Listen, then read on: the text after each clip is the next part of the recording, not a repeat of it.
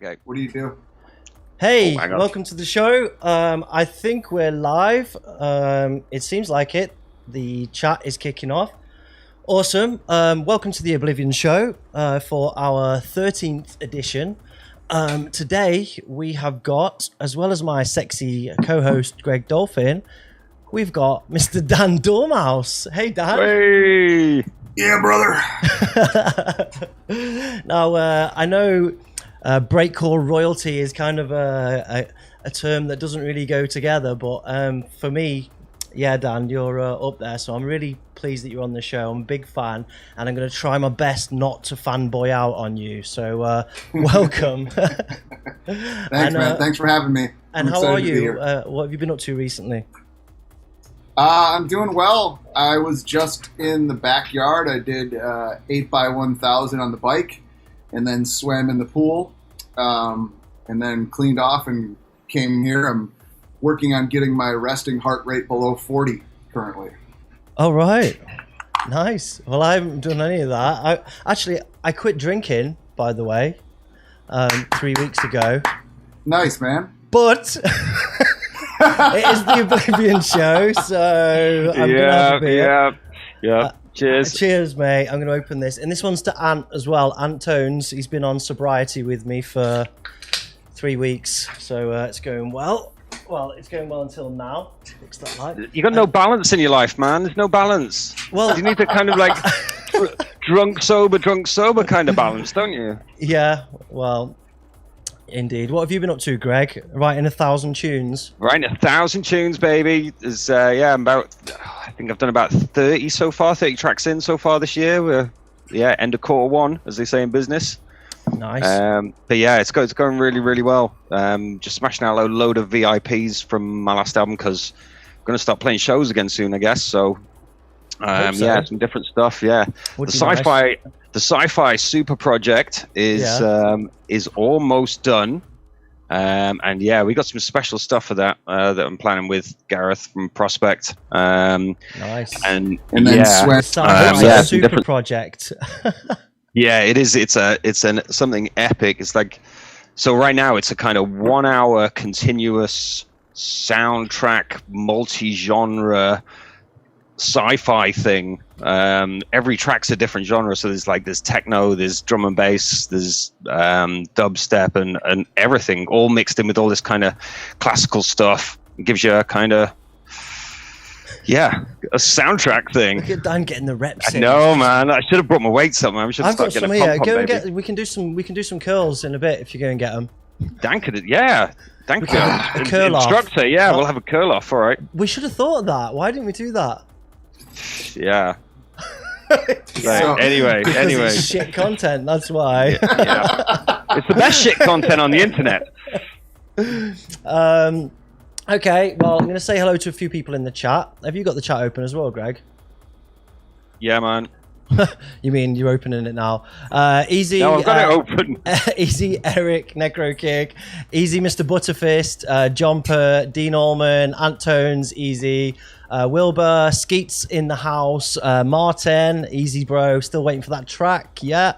Bonesy Jonesy's in the house. Steam Massive. And Dark Matters. Cobby's in. Oh, easy, Cobby. Hello. Awesome. Right, have you been working on music-wise, Dan? I think you've got a few things on the go, haven't you? Yeah, man. I was actually just listening to my newest shit while I was riding the bike. I've got an EP for Motormouth. 2 tracks are done. And one more to go. Just started that one. Got some remix work for a couple of my favorite new school producers that will be coming out. There'll be more word on that. I don't know if I'm even allowed to announce it. Who gives a fuck? Yeah, baby. I'm remixing Tripped and D-Test. Ooh, bag of dicks. Yeah, that is the truth. You called it. Yeah. And they're remixing one of mine. And then going to be doing something for a label called Oblivion. Maybe you've heard of that. Yeah, so. And that's as far as I'm going. I'm not going to talk about anything beyond that. My goal in 2021 and 22 is to come over to Europe again and play some shows because I love the fucking music that we do, and I love playing to crowds. And I'm 7 years sober in May, and I feel like I play and perform even better sober. So it's kind of almost in my mind a chance at redemption. You know, awesome. Play to good crowds with brand new music and some old shit too. You know, got to play the fucking hits, right? Yeah, man. Sure. All right, so I'm going to quickly run through what we got on the show today. We're going to do NEWBLOOD, which is us giving feedback on up-and-coming producers' music. The NEWBLOOD, there's a lot less this month. I decided to reduce it a bit because I had Dan on and I wanted to do a proper deep dive on him. That came out a bit wrong. Yeah, baby. And so too much business, Joe. Too much business. Less NEWBLOOD than usual. I think we've got between 5 and 8. Pumped up. And then we've got a bunch of new music in What's Hot from a load of cool artists, and in between that we're going to do a feature on Dan and a deep dive on Dan. And yeah, before we get going though, guys, I've got first of all a little bit of news. So boom, we've just launched the event page for our next show. And our next show is going to feature the DJ producer, Scorpio, and Ribs. It's going to be a history of UK hardcore techno special. So all of you people out there from the UK who are mad on that era, then yeah, come along. And also all the European friends who want to know more about the UK hardcore techno scene, how it evolved through the rave scene, etc., then come along and get a history lesson. Big one. Also, while I'm on the topic, please share the stream. Share it now if you can. Get everybody in here. Encourage people to get over onto the YouTube. We would prefer it if you share the YouTube. And if you're on Facebook right now, come over to YouTube. And those that are already here, subscribe to the channel. Get notifications when we go live, etc. It really helps. Okay, I guess we should go into the NEWBLOOD. NEWBLOOD. First up today on the NEWBLOOD, we have got MRLK. Let's go. MRLK. Go.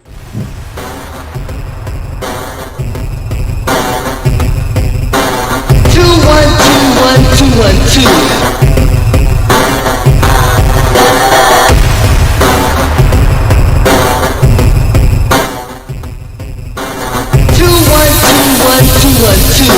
Easy team wall. Showtime is cool.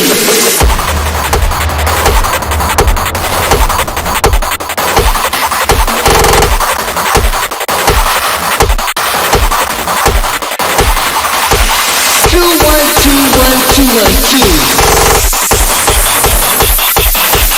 2-1-2-1-2-1-2. Sucker ass nigga, showtime is cool.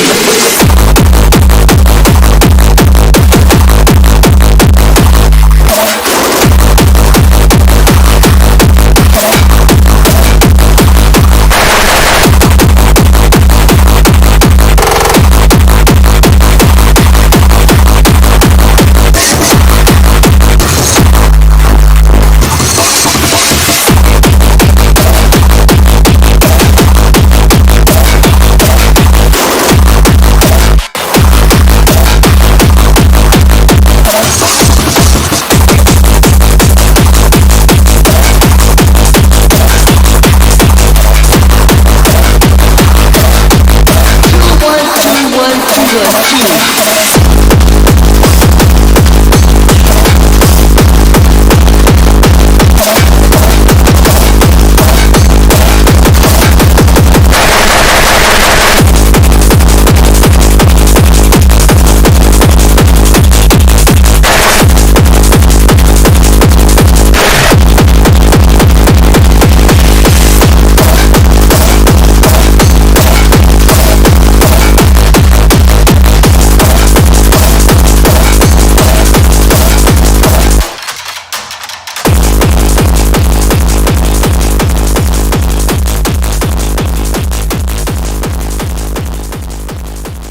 All right. First comment from me, way too overdriven. Yep. It lost all of its dynamics. Just It had a nice groove. Sorry, Joe, I'm butting in. Yeah, had a nice groove. Everything was kind of like structurally, it was in the right place. Had a nice kind of build and drop and stuff. But yeah, the kick was just way too over distorted and crunchy, and it kind of lost its drive. Didn't have enough mid. It was just too much crunch. Just needs to pull back on it a bit. But yeah, it had a good groove to it. I think it's got potential. All he needs to do is fix that kick. Yeah, Dan. The thing about country music is I really rely on the vocals to take me on a journey, and I didn't hear anything about cows dying or wives leaving or whiskey drinking. Also, kick drum not distorted enough. Okay, some comments from the chat. Noxon says, nice, where can I find the links to NEWBLOOD songs? Noxon, after the show, if you come back, there's a track list with links normally. MOX saying this track is really loud. Yep, I agree. Wasn't just a stream volume, was it? No. Was it just like that? I wasn't I wasn't peeking it out. It is like that. It is like that. We'll do a quick look over at his. Needs more breaks, says Wilbur Corrigan. More breaks. If whoever asked for links to people's pages, then this one is MRLK Hardcore. I'm going to put that into the chat now so you can go and check him out. This is Anthony from Belgium. Good guy. Got loads of stuff there. Mainly, I think there's mainly sets, but there's quite a few tracks as well. So if you want to go and check him out. But yeah, just reel in that crunch, man. Tame it. And add some country vocals. Definitely. My old cow Bessie, she ran off and died. You throw some of that in the mix, you got a hit, kid. All right. Amazing. I'm glad I've got a beer. Okay. Captain Crunch, someone's saying, someone really enjoyed the beginning, really flowed into it. Kin's arrived in the chat. Easy, Kin. Yo, Kin. Hello, mate. All right, let's get on to the next track. This is Defracture with Death Wish.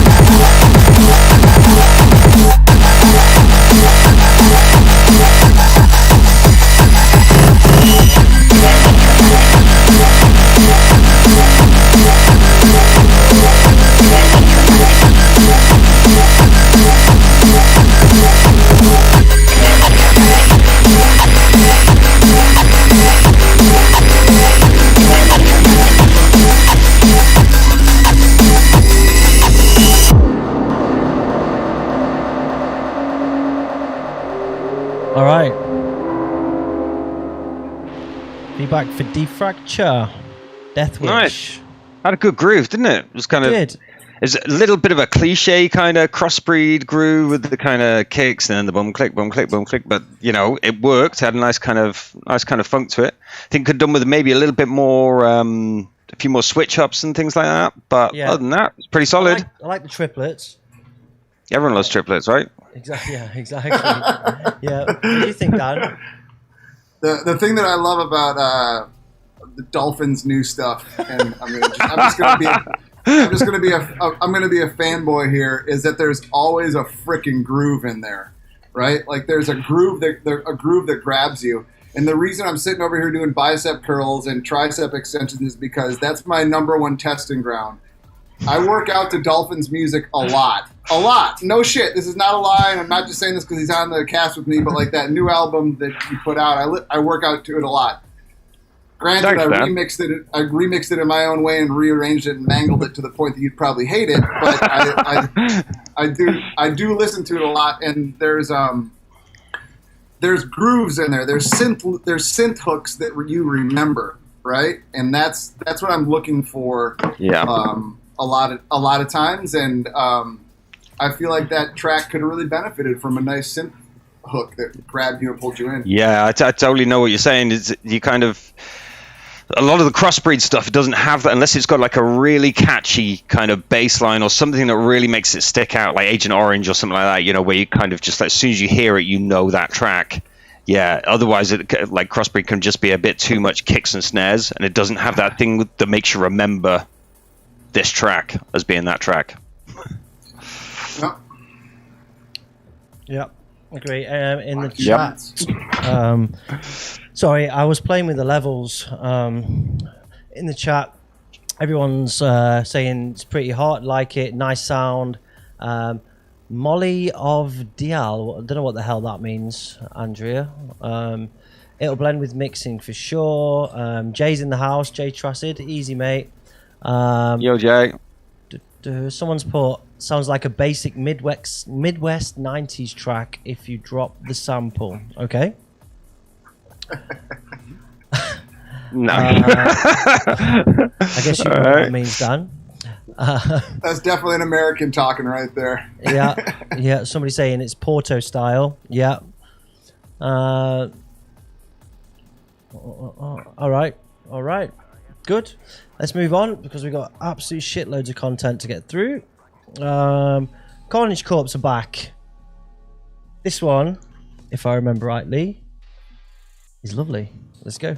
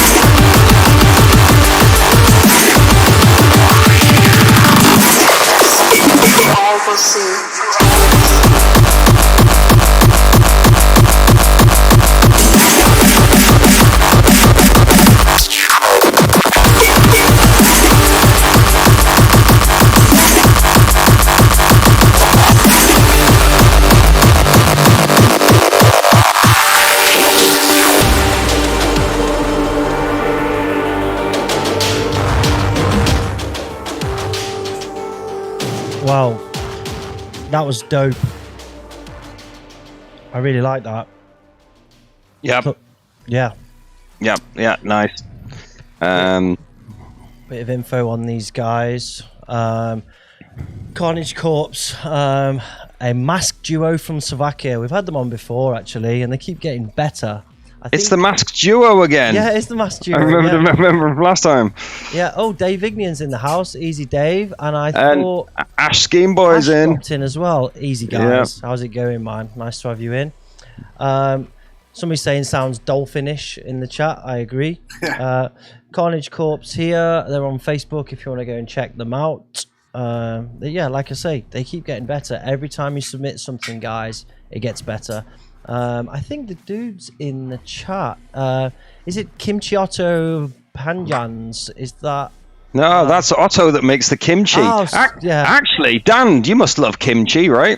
Yeah, man.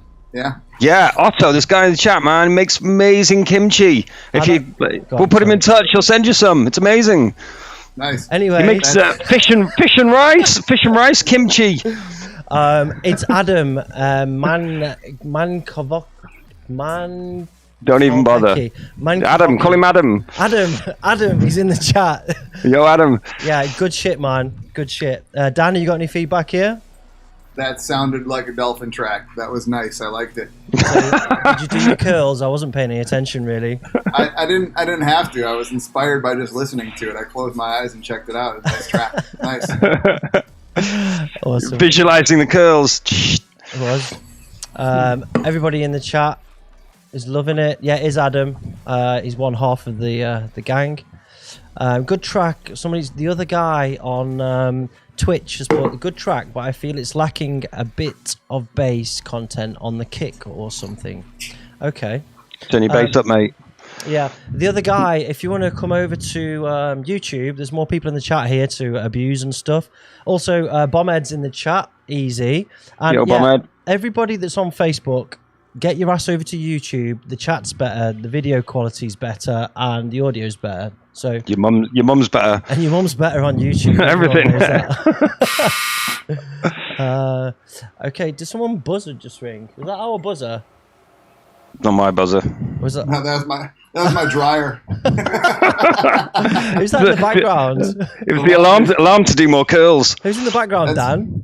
That's my dad. He's just hanging Papa. out. Yo, hey, Papa. Hey, what's up?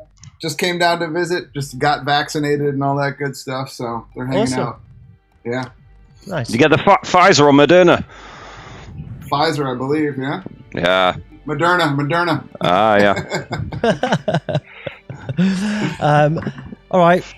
Looks like people are leaving Facebook and coming over here. That's great. There's 40 people still there and 70 in here, so get in. Right, I'm going to move on. We have got Occult Rituals, Inferno.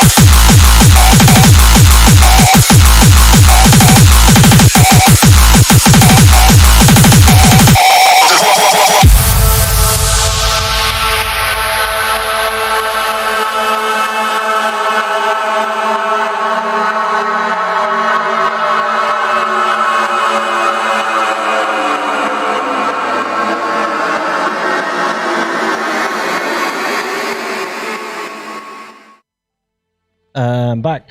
I was just looking for some info on occult rituals. They didn't send me any link or anything. I know that they're in the chat. Anyway, I know they're in the chat. Hello? Yo! I get some weird feedback. Yeah, I can hear that. Dan, is that your end? Yeah, I can hear that. Dan, is that your end?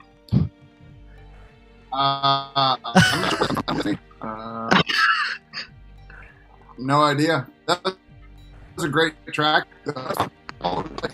I think the audio problem is at Dan's end, right? Greg, can you talk? No, I can't talk at all. It's impossible. Okay, so we've lost Dan, I think. I can't talk at all. It's impossible. Okay. Dan, have you got your headphones unplugged?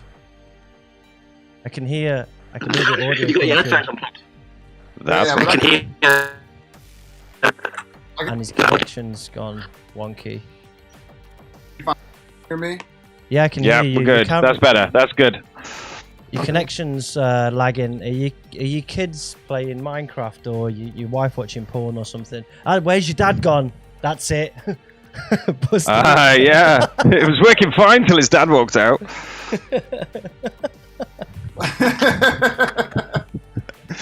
Yeah.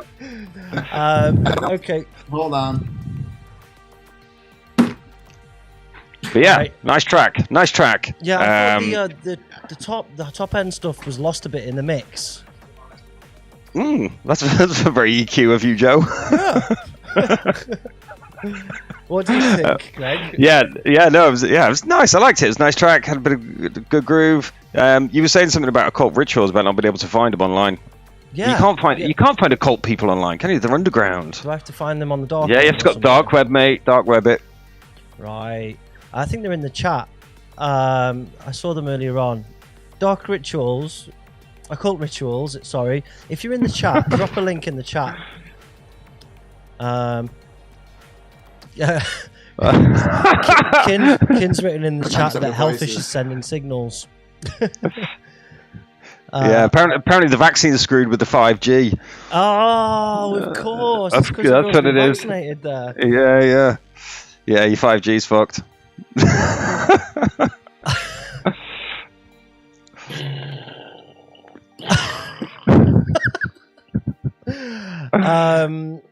I don't know. Just talk, Dan. See if I can hear you. Nope. Yeah, can you hear me now? Yeah. Hear me now. Hear me now. All right, I'm going to go into the next track while he's sorting his life out. Yeah, go and do that. Let's go with Mr. ButterFist is back. I wasn't going to play this because lack of time, but it's your lucky day, bro. Let's go. Squeeze it in. There's always time to squeeze in a ButterFist. Yeah, that's right.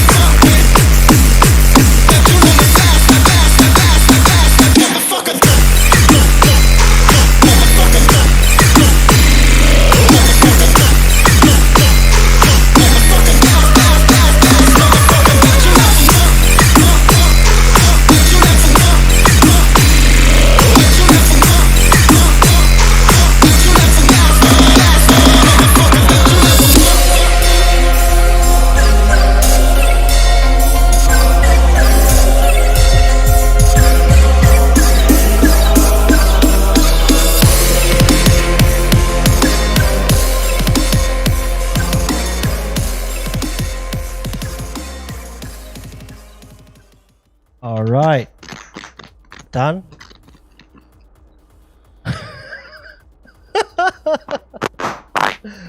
Okay, Dan's literally brought breakcore to the show. Like, literally brought that high quality sound and just delivered. I'm so glad you came on. I'm gonna temporarily mute you.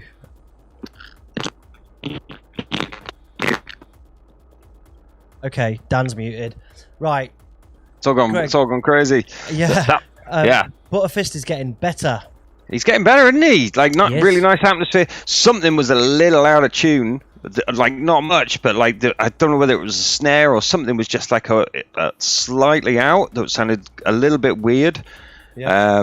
But it was a really nice tune. His like vibes getting better. Really nice big intro. I mean, that kind of all that choir and orchestral stuff with hip hop vocals over the top. Absolute winner.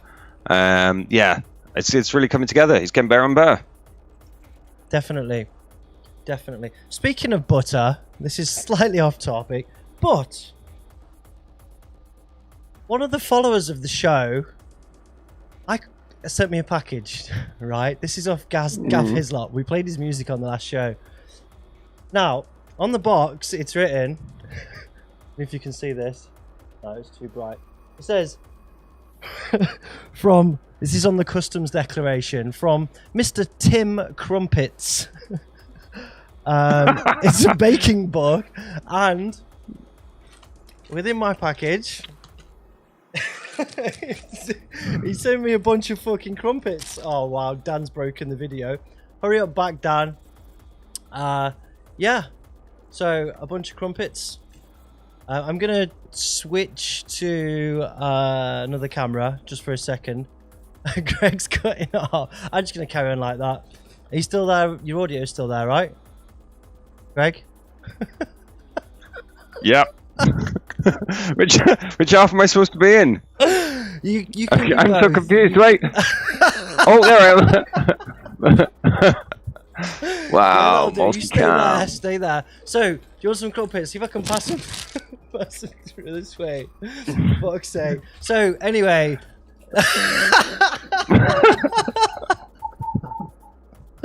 Fuck's sake. Go on, Greg. Go on, enjoy yourself. It's all gone wrong. It's all gone wrong. Yeah.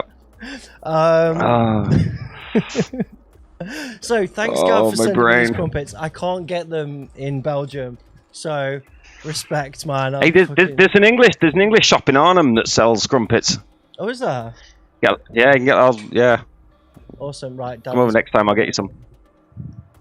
Yeah, please do. I've got enough for now, but Dan's just fucked off. He's had enough.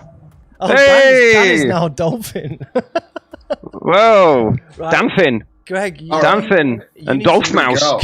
Greg, can you leave and come back in and it'll fix the problem? Fuck you know. All right, yeah, sure. And then Dan.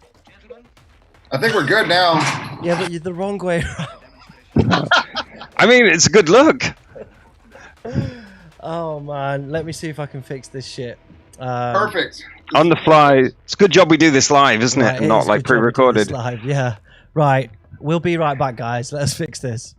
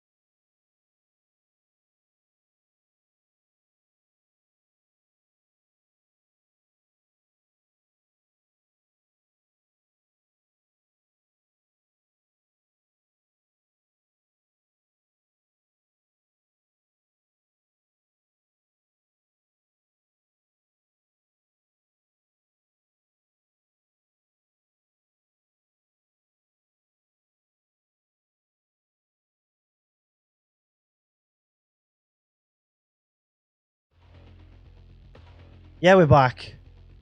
Woohoo! Right, fixed. Perfect. Winning. All right. It's almost like it never happened. Nothing quite like a technical difficulty to keep the show going, get the old blood pumping, right? People in the chat, stick another 50p in the meter. Yeah. Something. yeah. Back to Iron Fist tournament. That's what perfect teeth with no cavities champions are made of. Yeah. Okay. All right. Well, we're back, and it wouldn't be a show if you didn't have some kind of fucking problem. So, right, on we go with the music. So, next up, we have got Tusk Mite. Something a bit different for you. Let's go.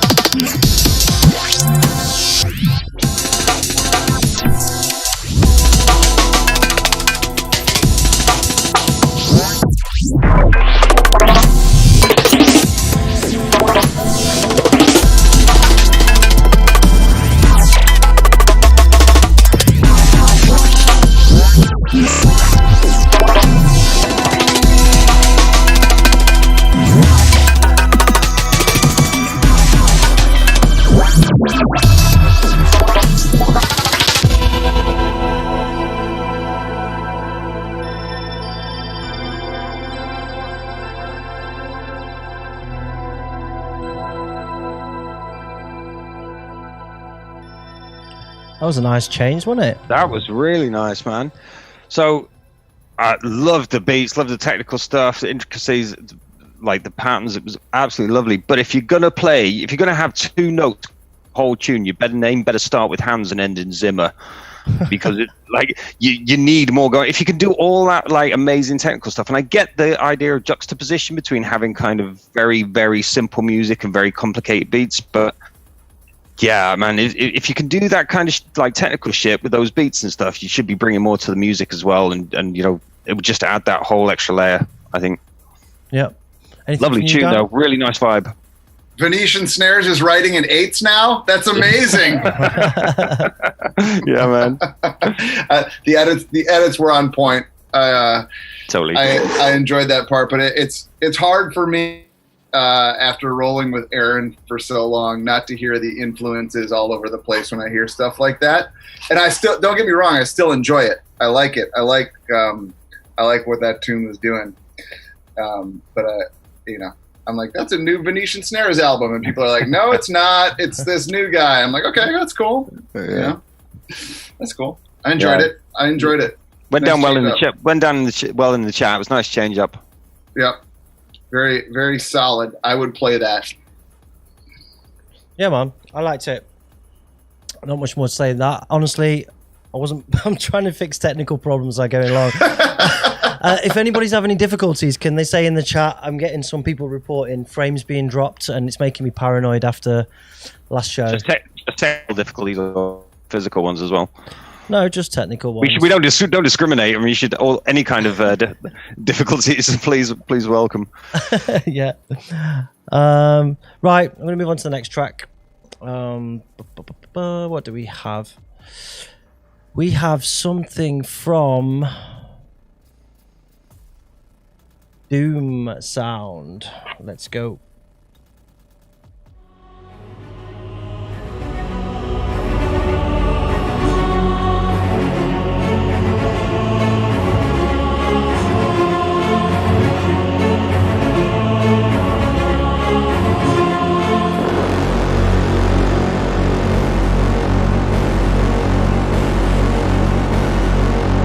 Rap, bustle like an addict with a semi-auto.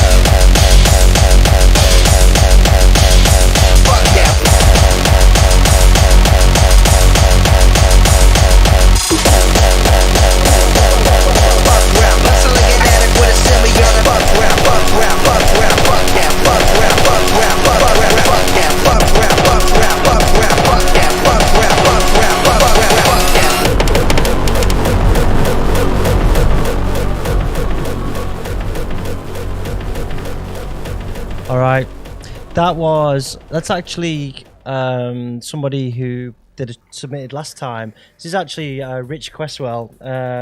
Last time he submitted and it was his first track. Well, this is his second track. Yeah, any feedback on that, Greg? First of all, pretty good for a second track. Kicks need a lot of work.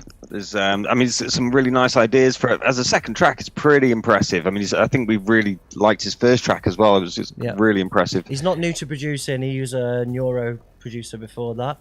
It's not his second track, then. It's his second hardcore track. Not like his. I'm sorry. Oh yeah. Yeah, I've been producing like 30 years, but this is my like first fucking samba track or something. Yeah. Anything from you? No, it's. Oh, sorry, Greg. What is Neuro? It's drum and bass. What is Neuro? It's kind of drum and bass. Gotcha. Good for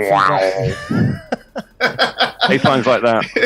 The sample said "fuck" a lot. That was cool. Yeah. He said "fuck." From a bit of noise, some words from the producer Doom Sound, Rich. He said, "I appreciate the feedback from my first back on episode 10 and the harsh feedback too. I love you guys. To be fair, it was warranted and it was way too metallic sounding. And the help Dolphin game with the advice on using the metric AB for referencing was the most useful thing I took away. As I said last time, I've got ways to go, but I'm learning quickly from the Oblivion community." It's great to hear from other producers and guests, and keep up the good work. So yeah. Awesome, thanks, dude. And I need to rewind here because I forgot to read the info about Tusk Mite. So when people submit, I ask them to give a little bio. So Tusk Mite wrote, "I'm a trashy ass drag queen from Finland, and I make music in the matter of writing a diary. I like long walks on the beach with the wind in my heart and thoughts in my hair. Also, my spirit animal is Anna Nicole Smith, and I'm fluent in Paris Hiltonese. My favourite colour is black, and I like to party. To be serious, a year ago I went through an extremely traumatizing event that almost caused me my life. It lasted for a week or so before I nearly went into a cardiac arrest. I was so close to death that I nearly accepted it, but then I didn't die. I was so shook after it and had some trouble processing what had happened. Being so close to death that you actually accept it at the moment and then it doesn't even occur, I mean, it leaves a cesspool of thoughts and questions. Once I finally got home, I was literally just sitting and staring at the walls. I decided I should try and work on some music, and after I opened Renoise, I completely lost sense of time and space. 3 days later, this track had appeared out of nowhere. So this is my way of coping with the traumatizing experience that I went through because... oh shit, I've lost it. Because after it was done, I felt calm for the first time since the crap that happened. So I guess music for me is a way to cope with whatever you're thrown with, and that's what inspires me. Oh, and I like plants. These are my people. These are my people. You brought the weirdos with you, Dan. Yeah. Just surround me with a lot of those people and I'm fine, man. Give me a weight set and like 12 of those people and we can right, last track from the NEWBLOOD. I gotta move. Let's go. This is DAEDRA, Pain. You asked me why I'm doing all this. But even if I told you why, I doubt very strongly that the knowledge would change anything. But let's say that I take the time to explain to you. What do you think would happen then? I have nothing to say to you. As you wish. But know this. My pain is still far greater than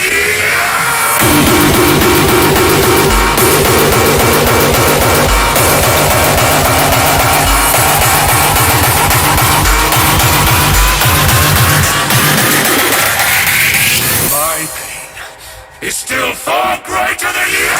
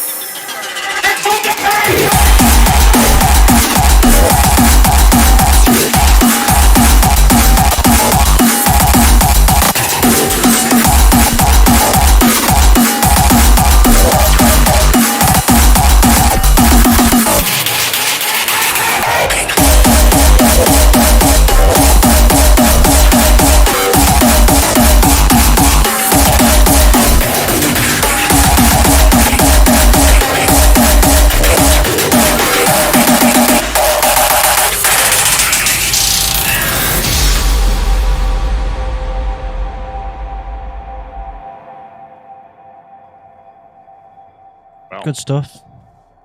The vocals remind me of like, you know, when you watch like 90s cartoons and stuff, and they've got those kind of like the evil guy's always got that kind of weird robot voice kind of thing. It's like, yeah, it reminds me of that. In fact, the whole tune reminds me of that. Like when you do acid and watch 90s kids cartoons. Being a judge on Gabber Idol is really fucking weird. That's all I know. Wait till we do your story. Oh, there's a female. Hello there, female. That's my wife. Hello, wife. Hey, wife. This is the lady who's been with me since day one, like through everything. She's stuck with me. Wow, that's a difficult job. That is a very difficult job. All the twists and turns. Yeah, roller coaster, right? Mother, my 4 kids, all that good stuff. Yeah. So a little bit about DAEDRA. My name is Dwayne Davis. I'm 25 years old for the Netherlands, and a DJ and music producer. The genre that fascinates me the most is hardcore, especially industrial, crossbreed, and underground. versions. This is what I produce most of the time under the alias of, is it DAEDRA? Am I saying that right? DAEDRA? I don't know. I can't read today or spell. Deodora.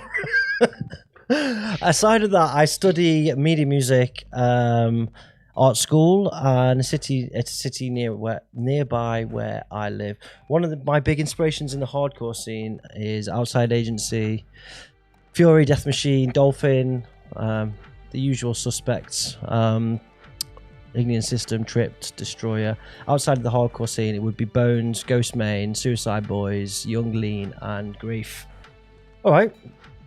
Nice work, dude. I don't think it's the first time. Did you not say who his spirit animal was? No, it didn't say. It didn't say. We should start to make that a requirement. Yeah, let us know who your spirit animal is. Definitely. All right, that was the end of NEWBLOOD.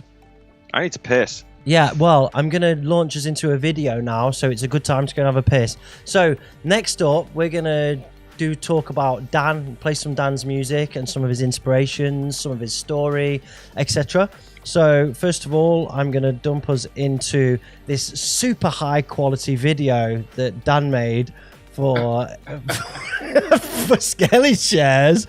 So enjoy, guys, and we'll be right back.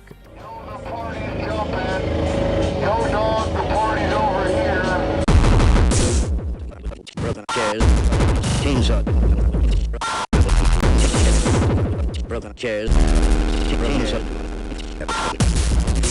chairs made of heel broken chairs, chainsaw, broken chairs, chairs, broken chairs, chainsaw, broken chairs, chainsaw, chairs made of heel broken chairs, chainsaw. Chainsawed fingers and bones. Chairs made of human skeleton.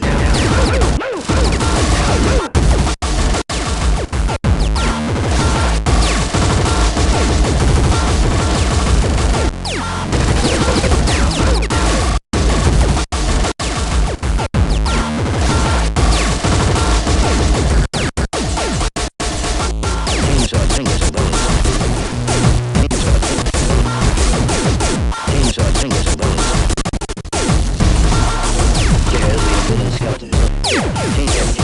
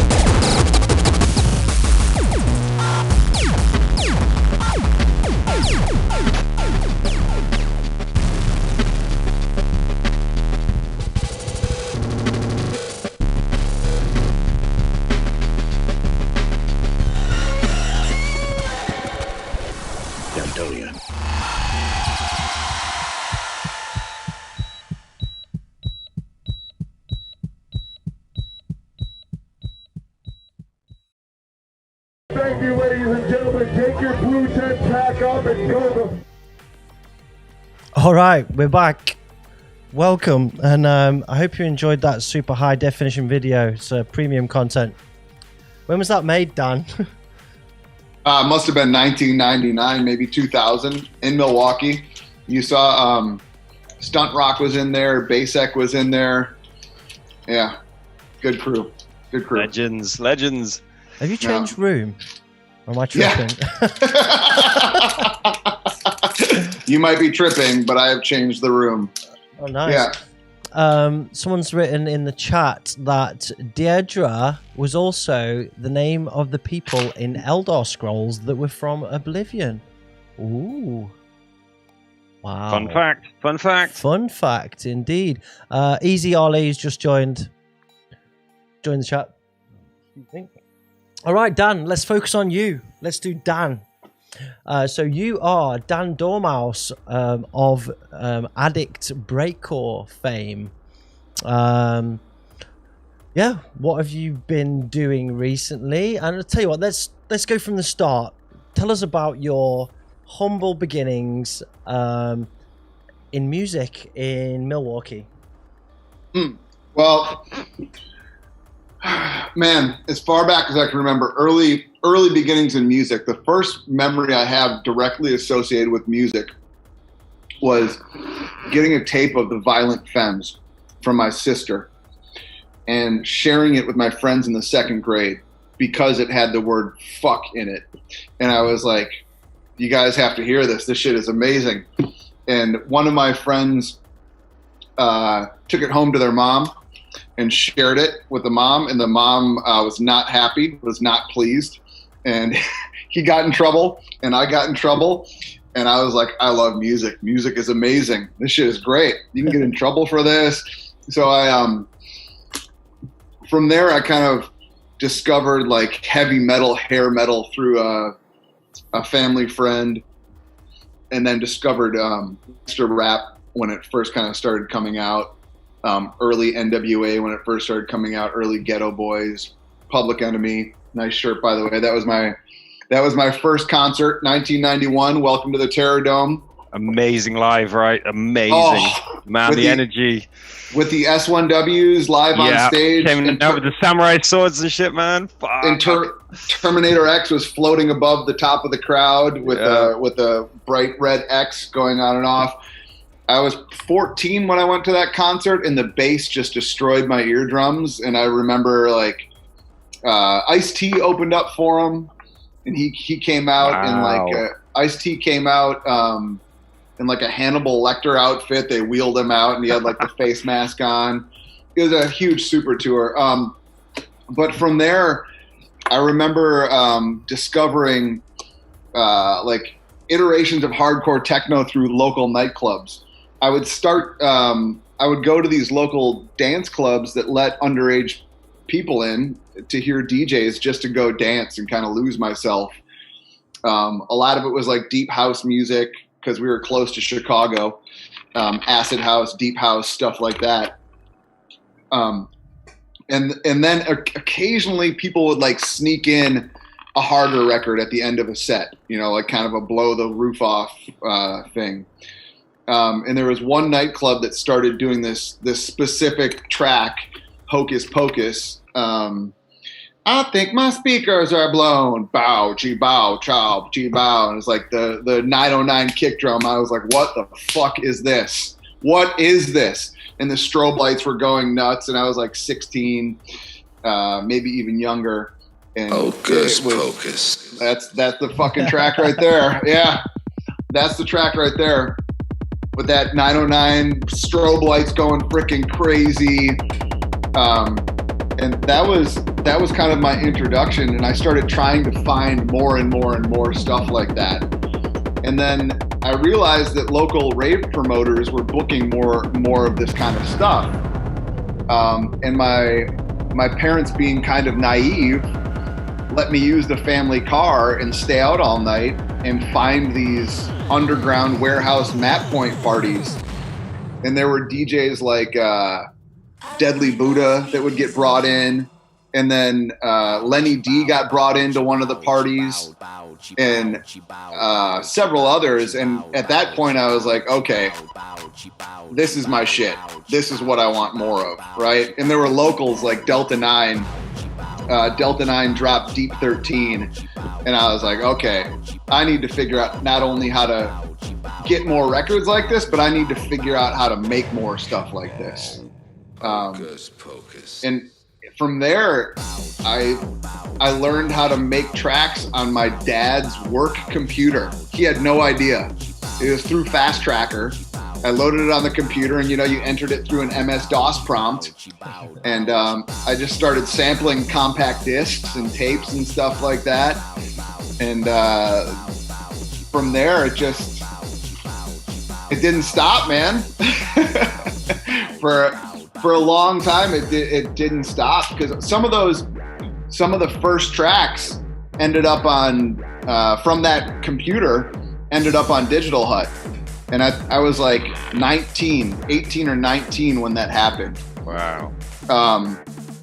And that record got put out, and then I got flown to Los Angeles to play with like Delta 9 and Nicky Fingers and Deadly Buddha and some other names. And I kind of realized on that stage at that point, like, I'm just as technically proficient as these guys. I can keep up with these dudes. Okay. And I'm starting to put records out. I think I'm all in on this stuff. So that is kind of my early musical history. But yeah, it started in... Sorry, carry on. Go ahead. I was going to say we've got some pictures from that era. Yeah, go for it. Let's have a look.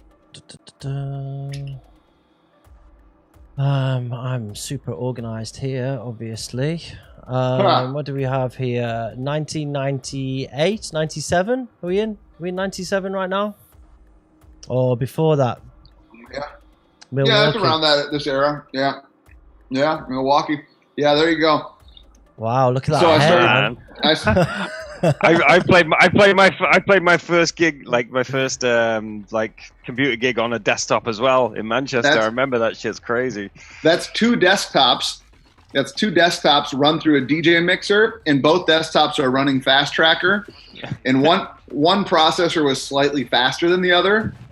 So like to beat match them, I would have to like tap the up down arrow to kind of get them to match. Yeah. But I played that way for years, man. I toured around the U.S. with those two computers, hauling those big monitors and two desktop computers. I remember being in San Francisco, and one of the monitors fell out of the car and broke. Oh, and luckily I had a buddy. Actually, I think I sent you a picture. It says like support squad. My good friend Erwood lived in San Francisco, and he was the manager of a club, and he was like, I'll go find you a monitor, no problem. We're in San Francisco. I'll find you a monitor. I was like, you're crazy. He's like, I'll go find one on the street right now.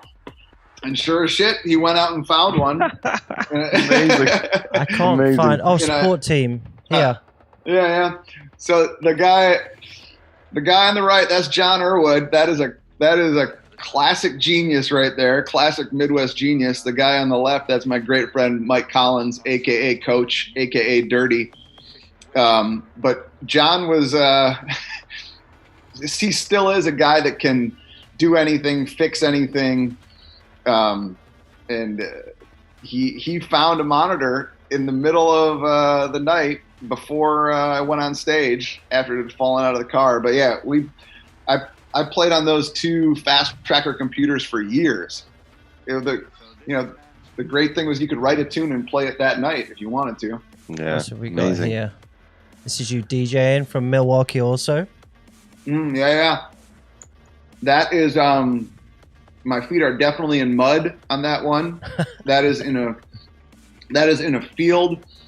That is the same festival that Daft Punk had their US debut in. Does that t-shirt say I'm addicted to Oriental drugs? Yeah. I'm hooked on Oriental drugs. So in Milwaukee, there was a drugstore, and it was called Oriental Drugs, and they sold these shirts. And I I had a few of them. But that's definitely me playing speedcore, early speedcore, like late 90s stuff on vinyl. You know, a lot of days playing that stuff. Nice. Didn't we all? Didn't we all? Mm-hmm. Oh. Yeah, buddy. Is that a joke? Listen, man. When we went in, we went all in. This was probably like day 3 of a 5-day rager, where like you just didn't stop. Like in any kind of music went. As you can see, there's a Jane Fonda record there. I was probably like mixing Jane Fonda with Johnny Cash, and then would like go into a Brutal Chud 270 BPM track or something like that. Those were the days. Those were the days. They don't make them like they used to. Look at that mixer. Look at that mixer, man. Wow. That is You need longer arms. You know, the 7-band EQ for only the master. That was the only thing that you could EQ. You didn't get to EQ each channel. Somebody's written in the chat, that's some straight up birth control. Nice one, Wilbur. No. Indeed. I will not deny that, man. Listen, at that same festival that I was wearing a shower cap at, I convinced like 50 people to put adult diapers on and just hang out in adult diapers for a couple of nights. Amazing. Because it was a good time, you know? Yeah. Like that's a good time. Greg, you had to get up and go to the bathroom. If you're wearing an adult diaper, you don't have to get up and go to the bathroom. Maybe that's what we need to do for the show. Joe, you're buying them. They're going on the show's budget. Put it on the rider. Yeah.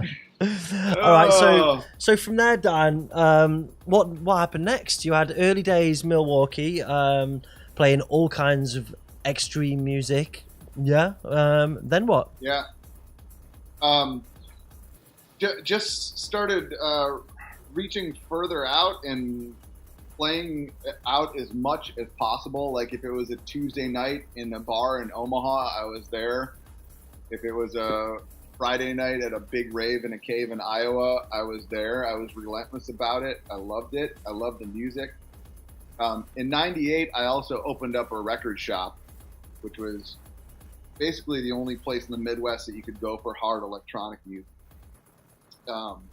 And it kind of became a hub, and that led to releasing vinyl, and led to relationships with distributors over in Europe, and I think getting my records spread over to Europe. I have no idea why anybody would buy any of those, but they did, and I guess people enjoyed them. I have no idea why, but they did. So your records sold more in Europe significantly then, and did you expect that? I knew that the music was bigger in Europe. I knew that there was a scene that was kind of, out there. But the Midwest was a hub for weird, hard electronic music. There were several promoters, including myself, that pushed the sound that would bring people in. But I knew that Europe was kind of the promised land. I remember getting there for the first time and playing. And, if we played in the U.S., you might get a few hundred people for a hard show. And then I remember getting to play for the Peace Off crew when I first went over there, and it was like 1,500 people or 2,000 people or something. Is that France or Belgium?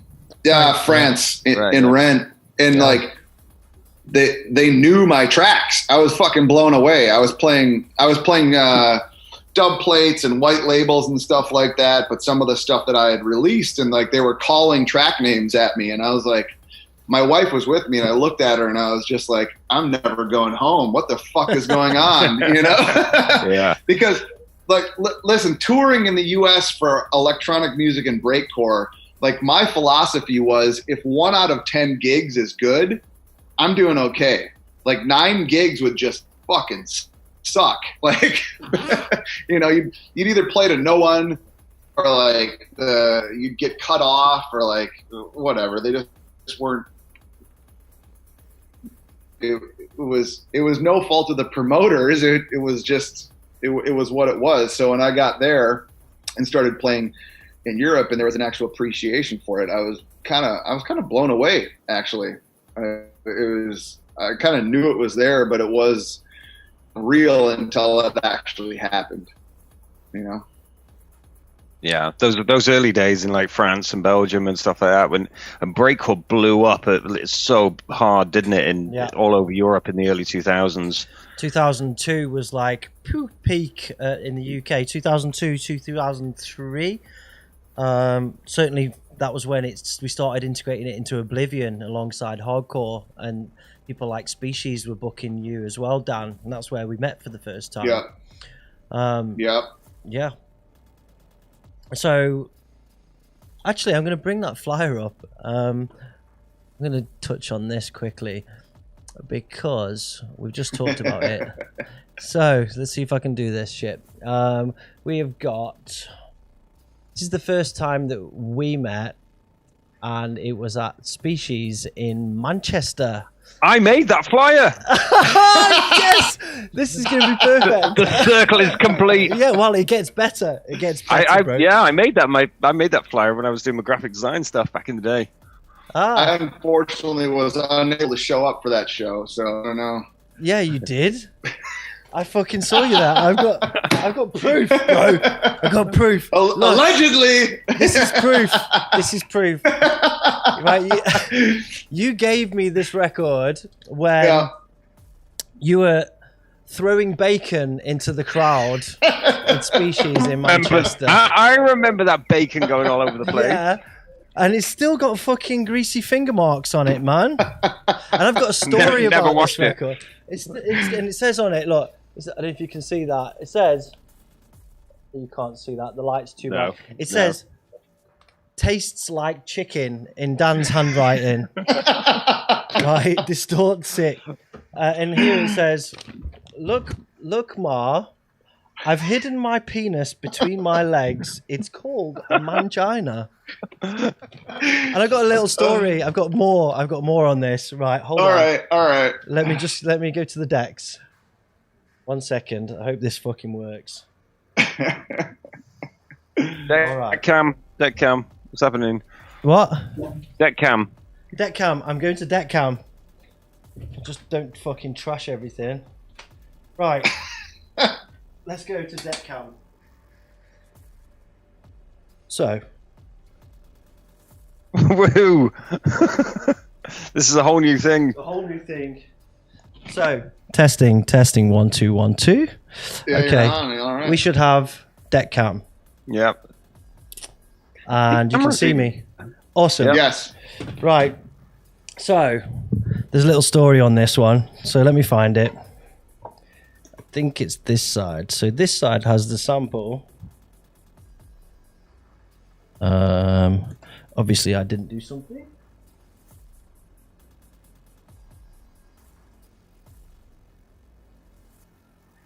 All right. So, okay. So, bonus points to anybody in the chat who can name the track that this is sampled on. This is Distort 6 Doormouse. When I speak, you give me respect. I single-handedly built this on my back. When I came here, these chairs weren't even built. I'm the one that put the asses every 18 inches. I was the one that changed your faggot ass into a hardcore killing machine. And what did I get for it? I got fired. That's what I got for all my blood and guts. Now, obviously, time has come to pay the piper. I want my heavyweight title because I am the baddest motherfucker on the planet. No ifs, ands, buts about it. Bring that bitch out here.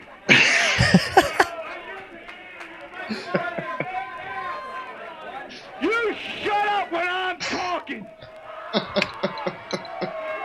I am the goddamn king of hardcore, and I deserve respect. All right, points to people in the chat. Oblivion crew points to people in the chat if you can guess or remember what that was sampled on, and I'm going to reveal it because this is this really is a Teenius link, right? So anybody in the chat got this? Because obviously I'm a bit excited about this. It probably might not be that cool, but I'm doing it. So anybody got it? Anybody got it? Somebody must have it. Right, I'm gonna put you out of your misery. So let me do this. It's the first time I've done this with the new fucking deck cam, so you're gonna have to allow it. So we should be able to switch over to this. So let's go to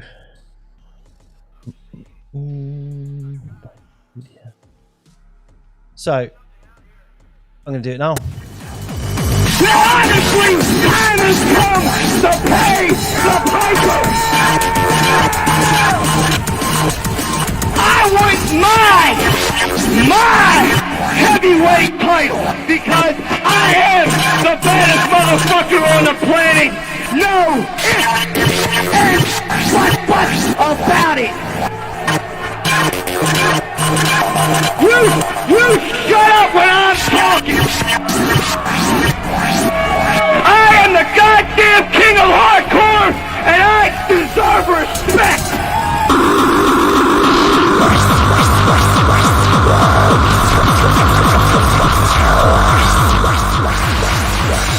I want my heavyweight title because I am the baddest motherfucker on the planet.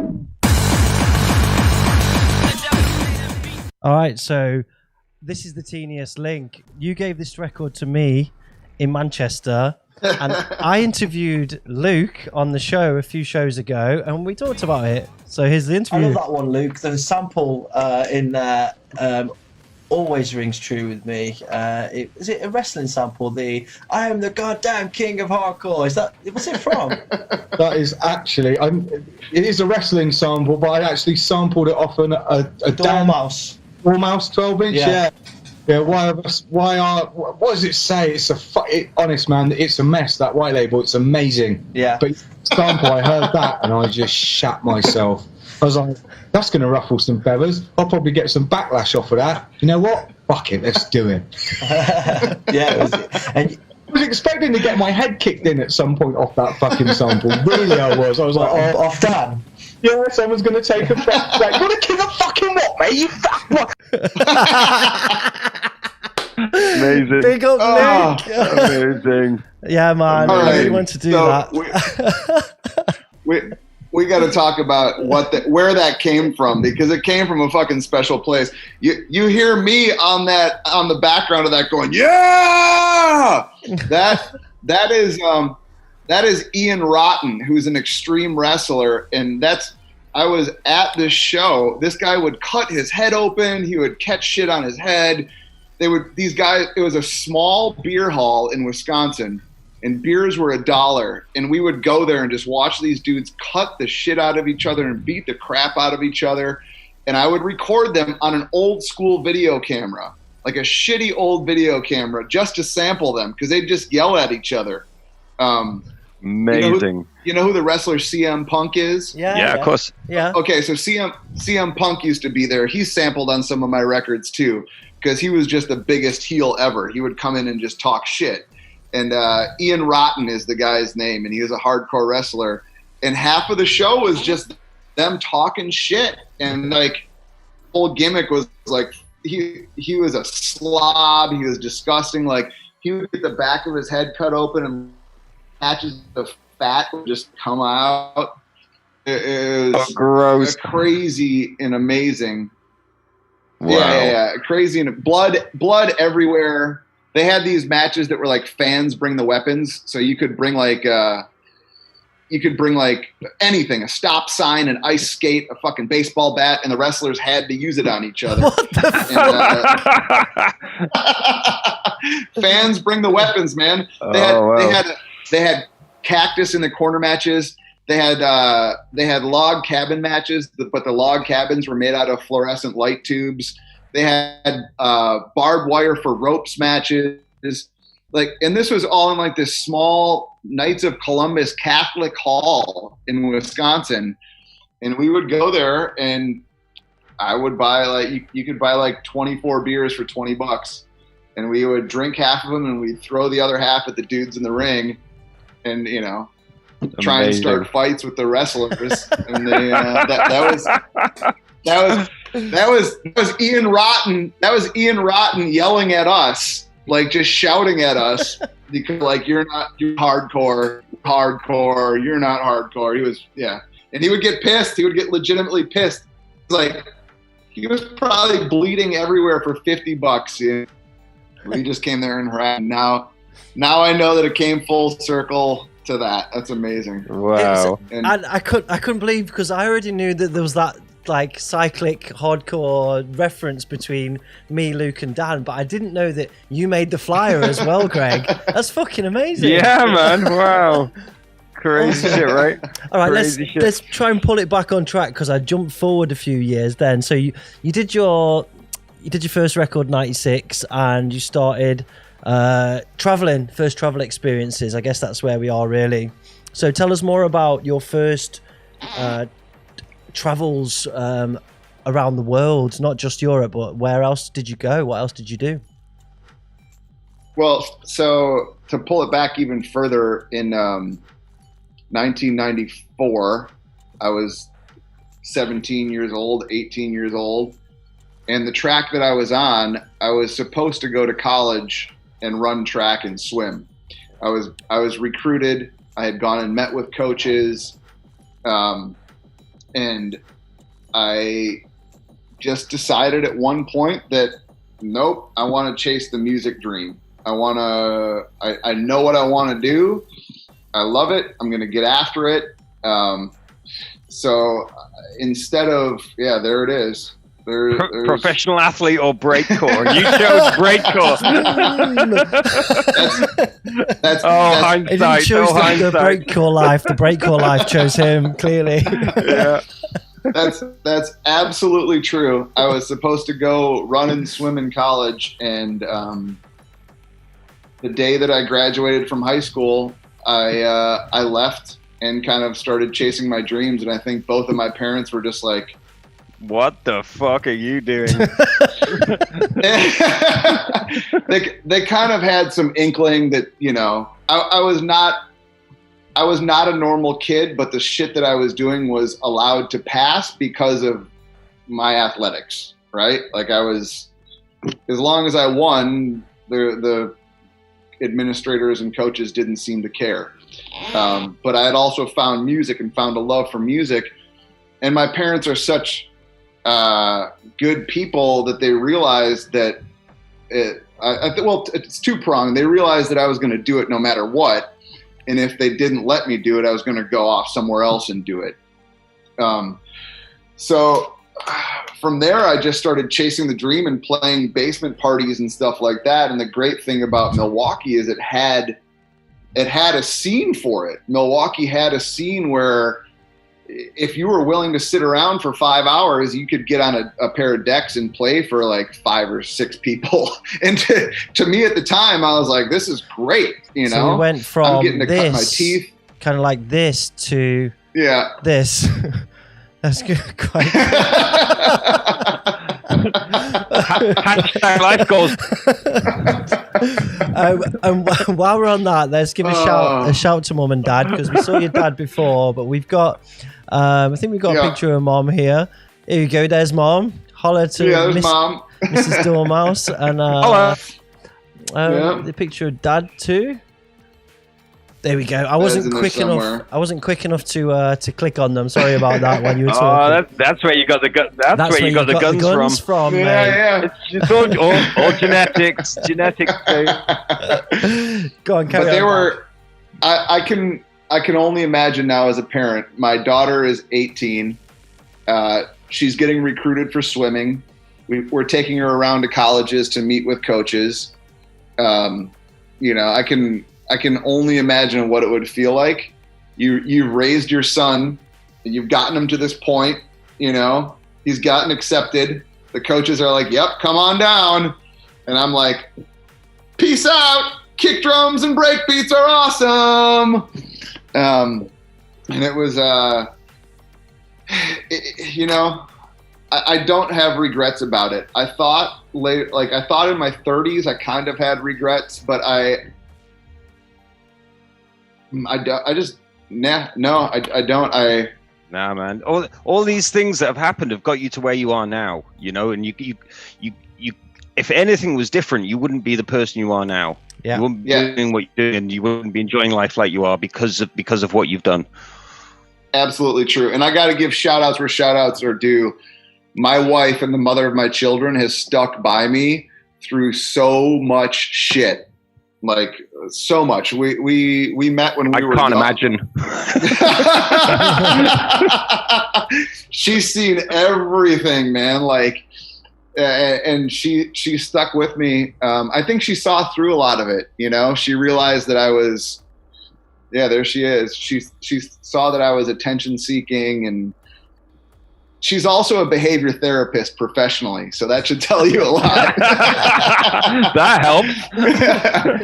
I'm her biggest freaking project, and those are the people that saved me. Like my daughter first. My daughter's 18. My son there with the glasses on, flexing like me, is 10, and my twins are 5. And like I tell my daughter, like, she saved my life more times than I can count, because it was like I brutalized myself. I beat myself up for reasons that I still don't really comprehend, that I still kind of wrestle with. You know, I didn't always have a great didn't always have a great self-image. I had some pretty serious mental health issues, and I beat myself up a lot. Even when other people thought I was great, I didn't always feel that way. But my kids have definitely helped me come to terms with who I am and deal with a lot of that stuff.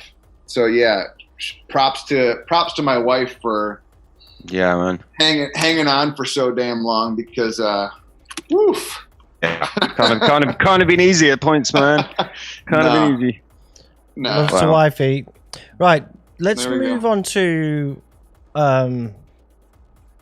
Miami, because there was a point where you disappeared, right?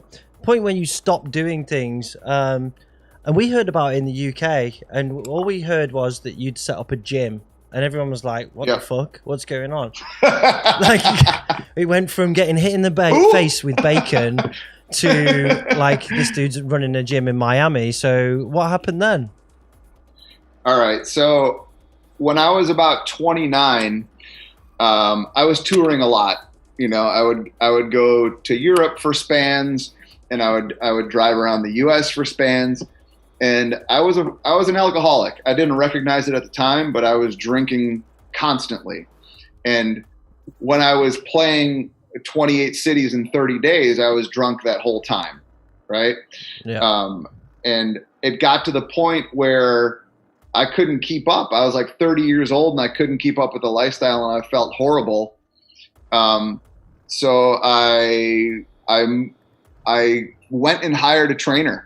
Like, I had my athletic past. They're invisible hamburger eating contest. That great story about the other dude in that picture, I'll tell you in a second. But I hired a trainer because I needed to get my ass in shape to be able to keep doing my job. I was supporting myself, my wife, and a young kid off of music at the time. Believe it or not, breakcore and touring off of it was what was paying my bills. And I needed to be fit enough to keep moving. So I went and hired a trainer. I probably couldn't afford it at the time, but I knew I needed to change something.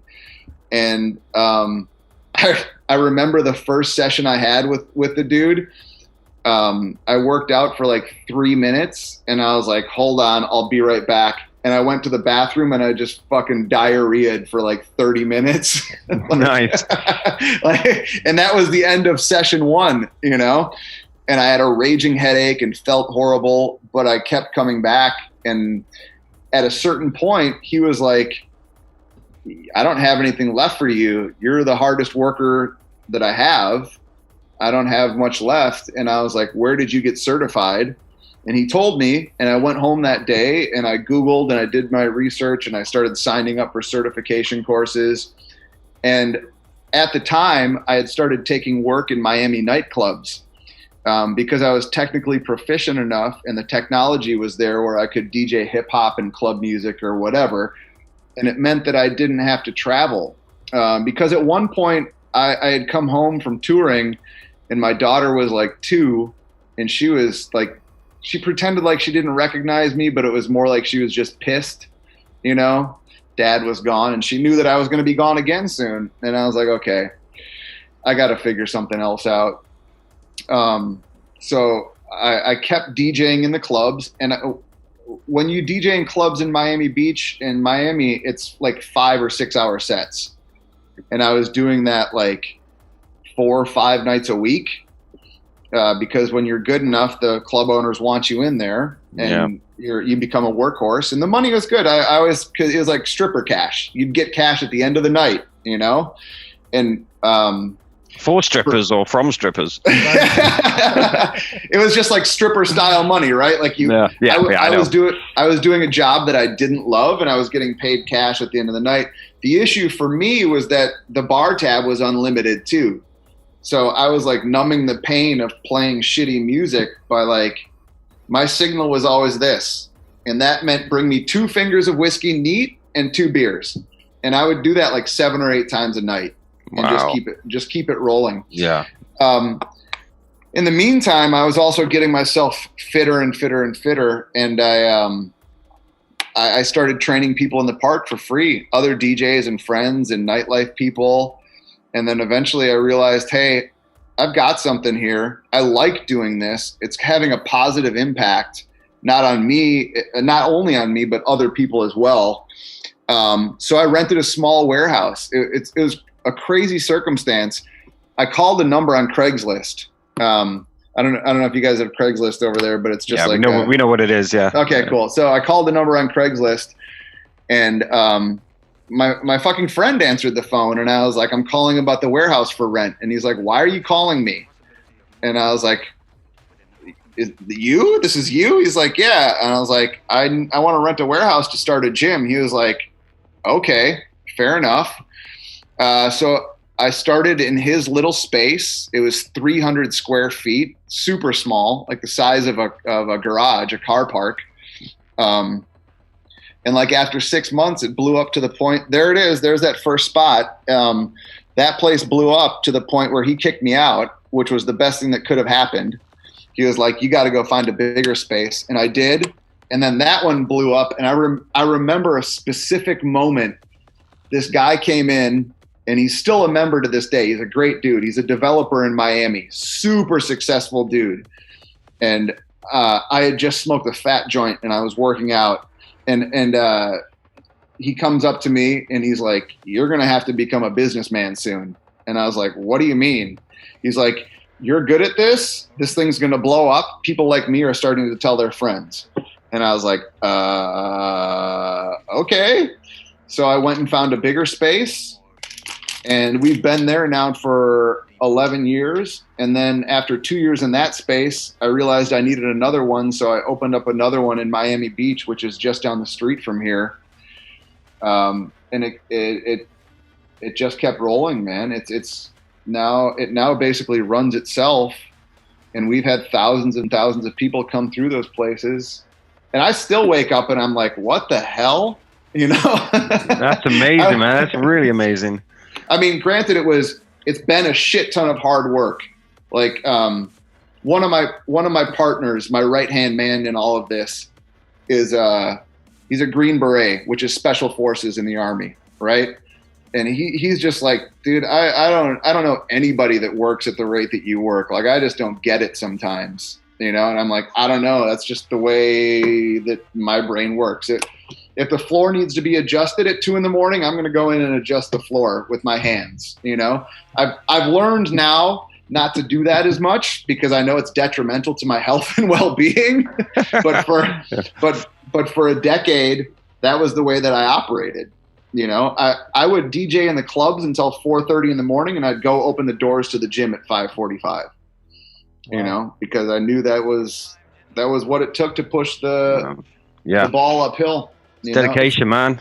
It's dedication. Awesome. That's hardcore all the way. Definitely. Yeah. Let's play a bit of music to break it up. So, you've given some tracks here to play. What do you want to play next? What should we play? We did I want you to make the selections. You want me to make the selections? All right, I'm going to play Phuture. We Are Phuture. Let's go. Nice. Yeah. So this is Chicago 1988, Acid House. Like, I still reference Acid House in the music that I write and music that I listen to. Yeah, man. Shit's amazing. Yeah, I grew up on this shit.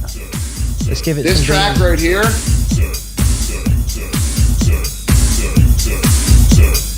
vocal, fuck. Survival sound mission. Traveling through time. You're growing old, but we're changing. The right place we try to find. The space we turning. Through endless emissions. As meteor showers. Bad weather conditions. But Phuture will survive. Phuture will stay alive. Phuture will survive. Phuture will stay alive. I see space fading down on us. Yep, that is a fucking jam right there. And the thing is, like, so growing up in the Midwest, I would play raves with those guys.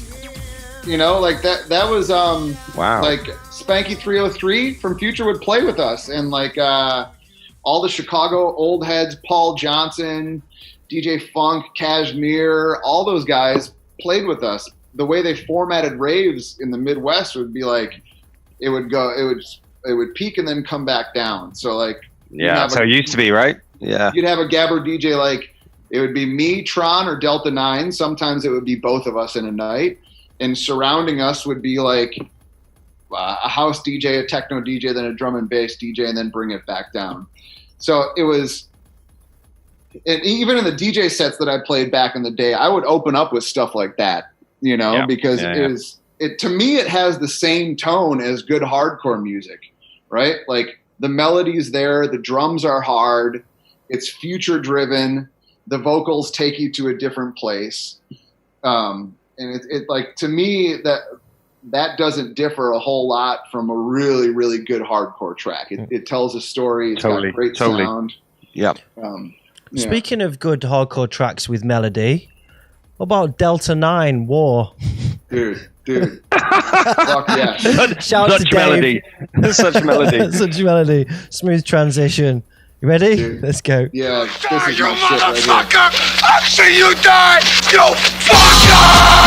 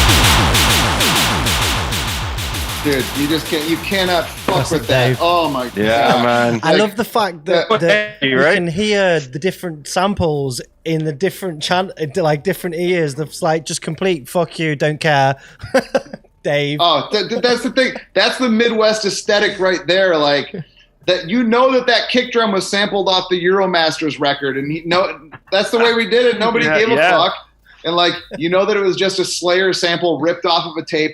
That record, what came out as a tape first.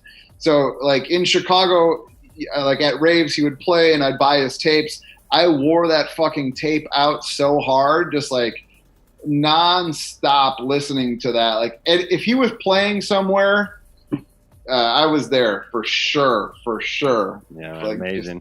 But back then, like early 90s, it was like came from this kind of like listening to loads of hip hop and stuff, which is completely based on samples. Then and we're growing up listening, and we're gonna make hardcore, and it's gonna be completely based on samples. We sample the shit out of everything. And early 90s, like UK, US hardcore, all that stuff, it was just all samples. We just sampled the fuck out of everybody. Yeah, absolutely. And that was, I'm still that way to this day. Like I love Plunderphonics. I love samples. Like, dude. Okay, so the newest track that I put out on Sonic Terror, I'm gonna drop something on you right now. Every single sound on that record came off of YouTube, and the kick, amazing. And the kick drums on that record came off of an Ophidian tutorial on how to make kick drums. Well, you actually took them off the tutorial. That's meta. Right, I'm gonna let's play it. Let's play it. Tell us about after. Right. 1 2 1 2. Do I have your attention?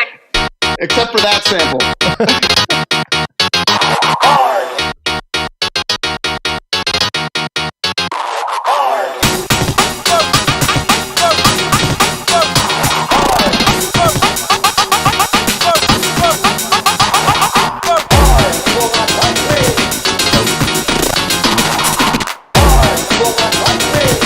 Hardcore will never die.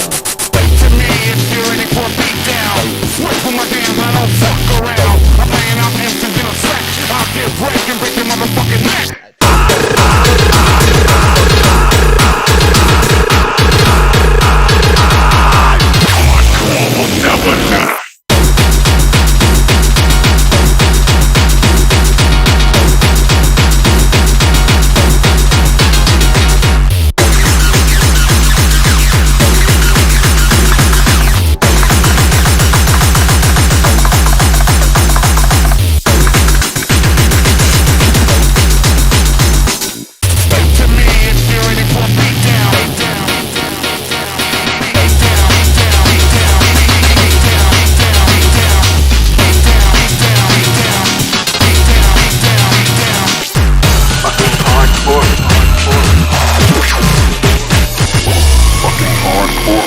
Hardcore will never die.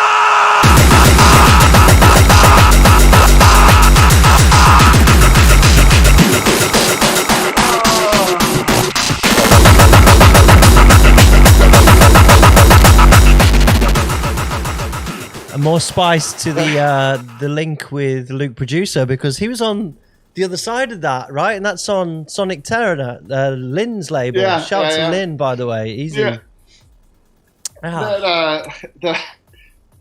The guy screaming "Hardcore will never die" is just like some random mutant who's outside of an old school Rotterdam rave party who's just like spun out of his mind on who knows what. Just like, hardcore will never. Like to me, like saying "hardcore will never die" is just like a tongue-in-cheek joke. Like it's you know. Did you sample the Tim Dog sample, or did you sample the Nasenbluten sampling Tim Dog? Oh no! I went and ripped the Tim Dog YouTube video. I'm very strict. if I'm gonna sample off the YouTube, and I didn't sample the good version. I didn't sample the good version of Tim Dog. I looked for the 128 version, and I was like, "That's the one." Amazing. Hate on me all you want, you fucking new school producers. I don't care. Amazing. All right, so you moved to Miami. You sorted your shit out. You got a gym and stuff, but yeah, you were still DJing there. And I quote you. You said to me, "Miami clubs killed my musical soul." What? Why? What happened there? I was playing music for 30 to 40 hours a week, like playing it, the DJing it, right? So beyond that, I also had to be doing research. Like, dude, I played a reggae night for 3.5 years. I don't know anything about reggae music. I just figured it out as I went, right? Dance hall reggae. I played club music. I played commercial music, and I was. It was not something that I was passionate about. It was something that I was doing as a job. So anytime that I had for music was spent doing that, because it was a job to pay my bills, and I didn't leave time for me to pursue the passion of music, right? Like the music that I wanted to make. Yeah, I hear you, man. Yeah. I would get in the car after DJing, and I would not listen to anything. Like in my brain, people stopped making gabber or hardcore or breakcore because I didn't even think about it. It was just gone, you know. And I don't want to badmouth anybody. Like, props to the club owners. I'm still friends with a couple of the guys. Gave me work, and it helped me catapult myself to a better position in world. But once I got out of it, then I kind of it was almost like healing a wound, where I slowly but surely came back, and I started playing shows again, one a year in 2015, maybe 2004. But to be 100% frank, I still was drinking on and off, and they weren't great shows. Some people thought they were great. I didn't. So moving on to that, quitting drinking was a big thing for you, right? And it's something that you talk about quite regularly on your Facebook page, and you're encouraging people to not be perfect but be better, etc. So tell us a little bit more. How about you transferred from let's say a functional alcoholic to almost like a life coach, which is where you are now a little bit, and with the training and stuff. What was that transition period? And well, man, I had a business partner who caused me great stress in the gyms, right? It turned out that he was doing some super untoward stuff, banging married clients and stuff like that, and it was causing me huge stress, and it caused me to relapse. I had been not drinking, and then I started drinking again because of that stress. That's what triggered it. But then finally, it was May 12th of 2014. I'll tell you exactly what the fuck happened. I woke up in a staircase in a city, and I didn't know where the fuck I was, and I didn't have any pants on. Happens. Well, we've all been there. And I was like, oh my God, I need to get my shit together. I walked out of that staircase and saw a sports team logo and realized where I was. But I had taken the t-shirt off and put it on his pants, and I was basically walking around, looking around like a fucking crazy homeless person. Wow. And I walked. It was a Sunday, and I walked into an office tower, and a lawyer happened to be there working, and I found him, and I was like, "Please call the cops." And he was like, "You don't want me to do that. Tell me what's going on." And I was like, "I came here to DJ a wedding. I don't know what happened." He's like, "Well, what hotel were you at?" And I told him. He's like, "Oh, it's just a block away. Here's another t-shirt." So he kindly walked me back to the hotel lobby, and I'll never forget the look on the woman's face. It was a very nice downtown hotel, And I just walked up to the counter and I was like, I'm in room 707. I lost my key last night. And she was just like, here, take it. Get away from me, please. And I went upstairs and all of my shit, my glasses, the money that I had been paid, all this stuff was right there in the bed. I had just wandered out of my room because I was in a complete freaking daze. And that was the day where I was like, okay. Reality check. Yeah. This has to stop, man. I'm like, I could have died very easily. You know, I could have been abducted. Who knows, you know? And I had wanted to quit for a long time. And I ended up coming back to Miami. I told my wife what had happened. I cried it out, and I went and I was like, okay, I'm going to go to an AA meeting. And I was like, the scariest shit that could possibly happen is I'll walk in and a member of the gym will be there, you know? And I walked in, and sure as shit, there's a member of the gym. And but like at that point, I was like, yup. This is it. And he was just like, hey, what's up? And that's all he said. He never said anything about it again. And what I found out down the line is like a lot of the people who go to my gyms go to meetings. And I was like, oh, right. And like it actually, once I started talking about it and being super honest about it and like talking about my struggles, it's very freeing, man. Like it's very cathartic. It's cathartic. It's just, you know, I don't like who I was when I was drinking a lot.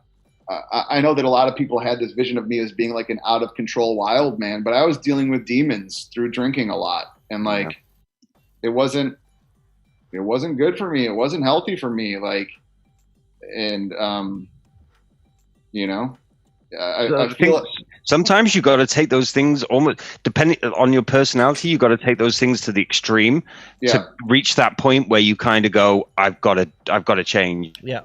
And then use those as a catalyst to actually change and remind yourself, I guess. Yeah.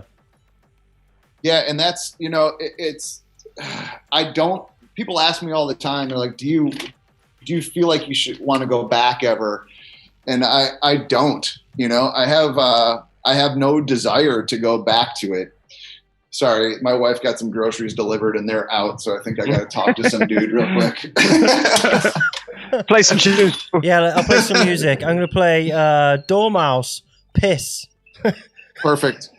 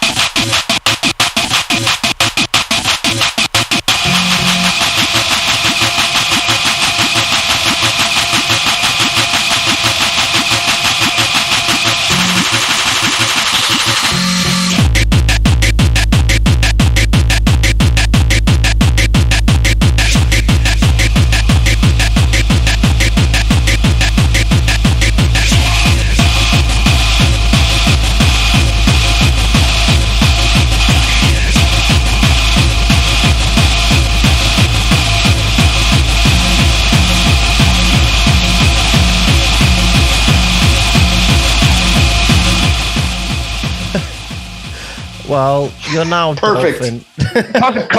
costume change. We're not fucking around again. No, all right. Fuck that. We'll carry on. Okay, so that track got licensed for a compilation on on a compilation called Digital Empire that had like Chemical Brothers and Prodigy and shit on it. That thing went gold, man. Wow. I got, but I signed a master contract on that. And here's the thing, on the master contract, you had to sign off that there were no samples on the record. That's a straight sample jack from KMFDM. Yeah. So yeah, they were not too happy about that, but hey, it all worked out okay in the end. Yeah. So, what next, Dan? What's happening now? What are you doing? So we've been through.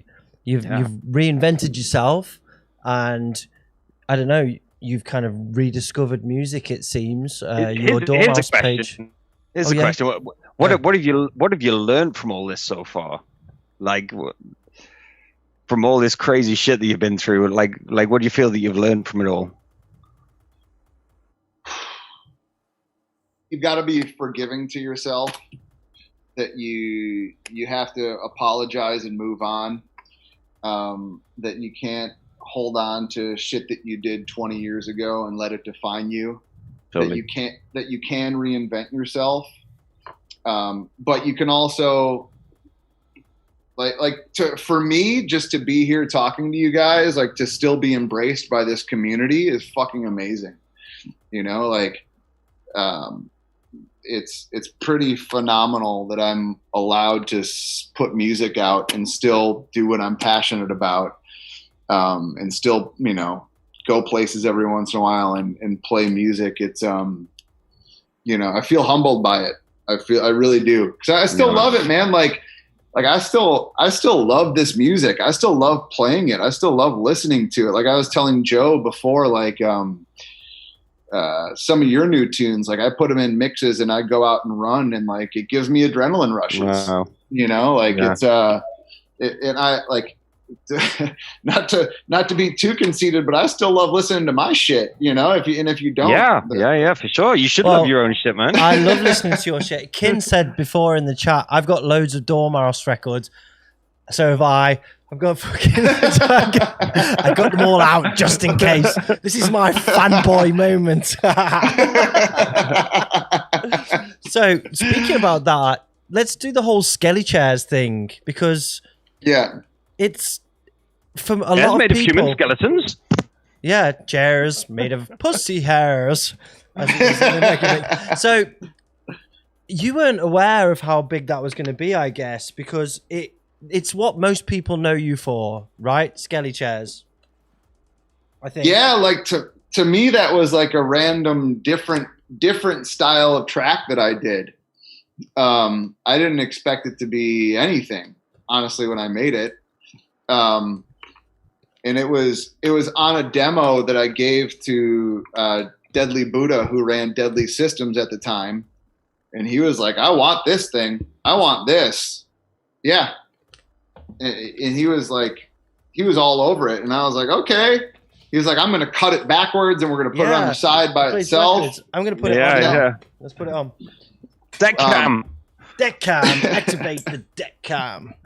See if I can do it a bit more slick. I had no clue, but then like I didn't write songs thinking they were going to be big at all. I was pleasantly surprised when people would react to them. No one does, do they, Dan? You don't write a tune saying I'm going to write a hit. We're not like a kind of like hit factory here. You know, you just put some shit together, and sometimes it sticks, and sometimes it falls off the wall. You know.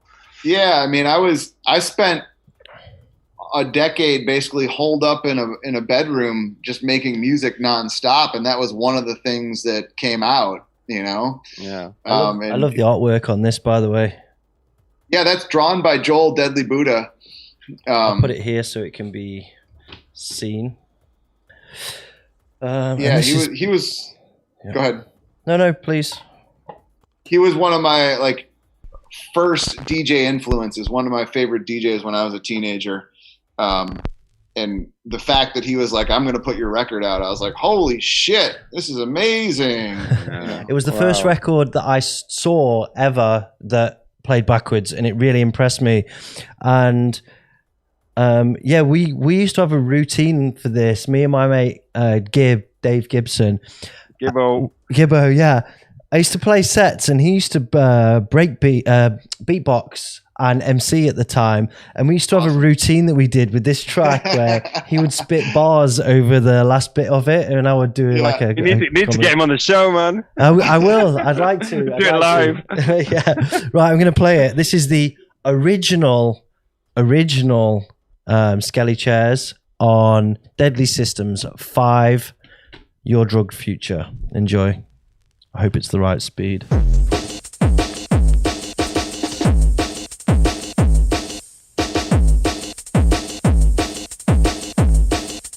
Chainsawed fingers and bones.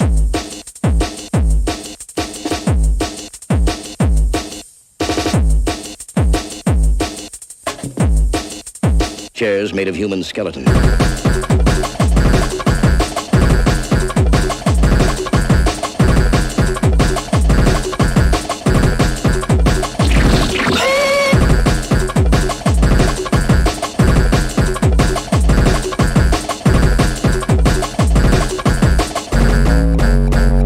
Window in hell.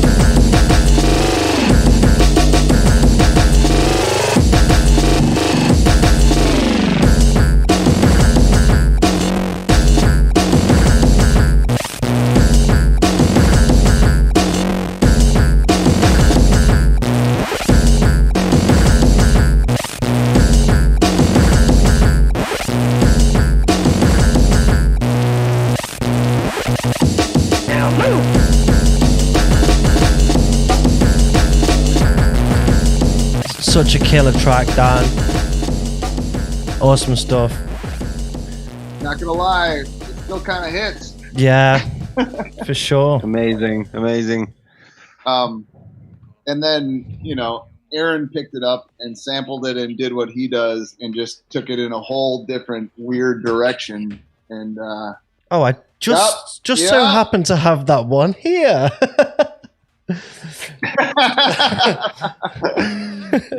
That's funny. Let's put it on then. So tell us about how that happened. How did Snares approach you, or you approach him, and the remix became a thing? What happened? It's really funny. All right, so Aaron used to come down to play these parties we had in the Midwest, and like, he didn't have any records out. He had like one tape out with a DJ that we knew, and we didn't pay him to come down. It was just a place where like you could come play weird music, and we just knew him as the Canadian guy who played in weird time signatures. And he wouldn't get main billing. He wouldn't get main billing or anything like that. It was like he played there, and like Bogdan Rosinski played there before he got big, and like a bunch of other people played there. But Aaron was kind of like a regular, you know. Yeah. I was like, oh yeah, Snares is gonna play, and then like he caught on. But before that, I had been going to Winnipeg where he lived, and I would bring up files, I couldn't bring my computers, I would bring the XMs on zip drives, right? So I left the files on a computer that he got his hands on. So it wasn't like he stole them off you. I wasn't like, hey dude, can you remix my shit? It was like I accidentally left my files on a computer that you have access to. And one time he came down to the barn and he played them, and everybody was just like, fuck yeah! You know, like, wow. Nice, man. He had taken all the samples of mine and just like condensed them into like this high-powered fucking, you know, monster. High-powered protein treat, and it was that's awesome. Like those didn't get released for years, man, for like years. And then finally we were like, Billy Stunt Rock did the art for that, and it all came together. Billy's like notoriously slow with art, but he does the best shit imaginable. And so Stunt Rock did the art on this one. Stunt Rock did the art on almost all Addict releases. Okay. Stunt Rock is a hyper talented visual artist who will never tell you how talented he is. He's like the most. Sorry, somebody in the chat's calling me a fanboy. It's Cam. Yes, I am a fanboy. I'm in my fucking element right now. But yes, Stunt Rock designed a ton of the art, except for like the early on marker written designs. That was just us taking acid and drawing on 500 records and writing shit about manginas. Right, let's play it. Let's play Venetian Snares remix. Skelechairs. Now move.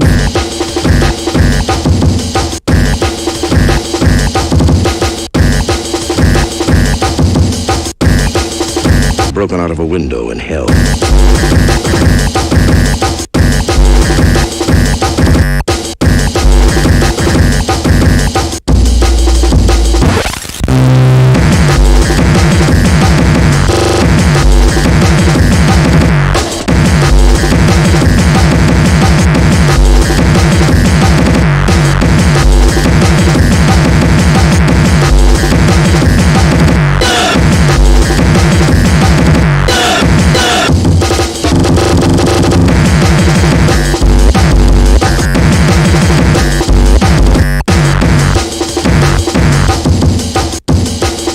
Chairs made of human skeletons.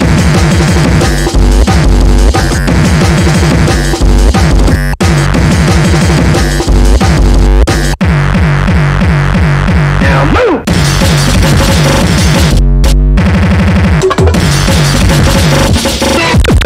Cannibal, cannibal.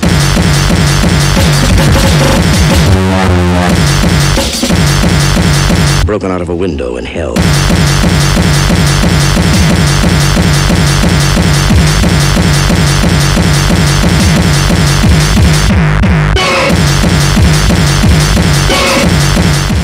Chairs made of humans.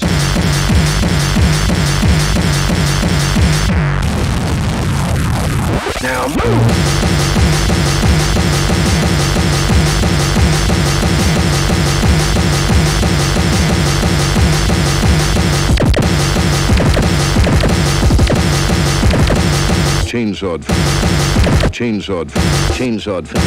Chainsawed fingers and bone.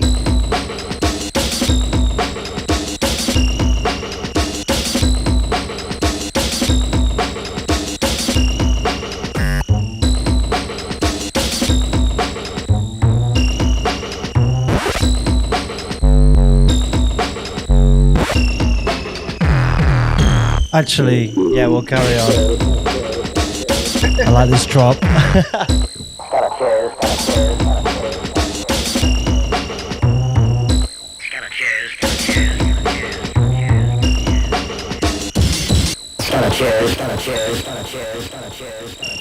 Akira saying in the chat, I'll come back.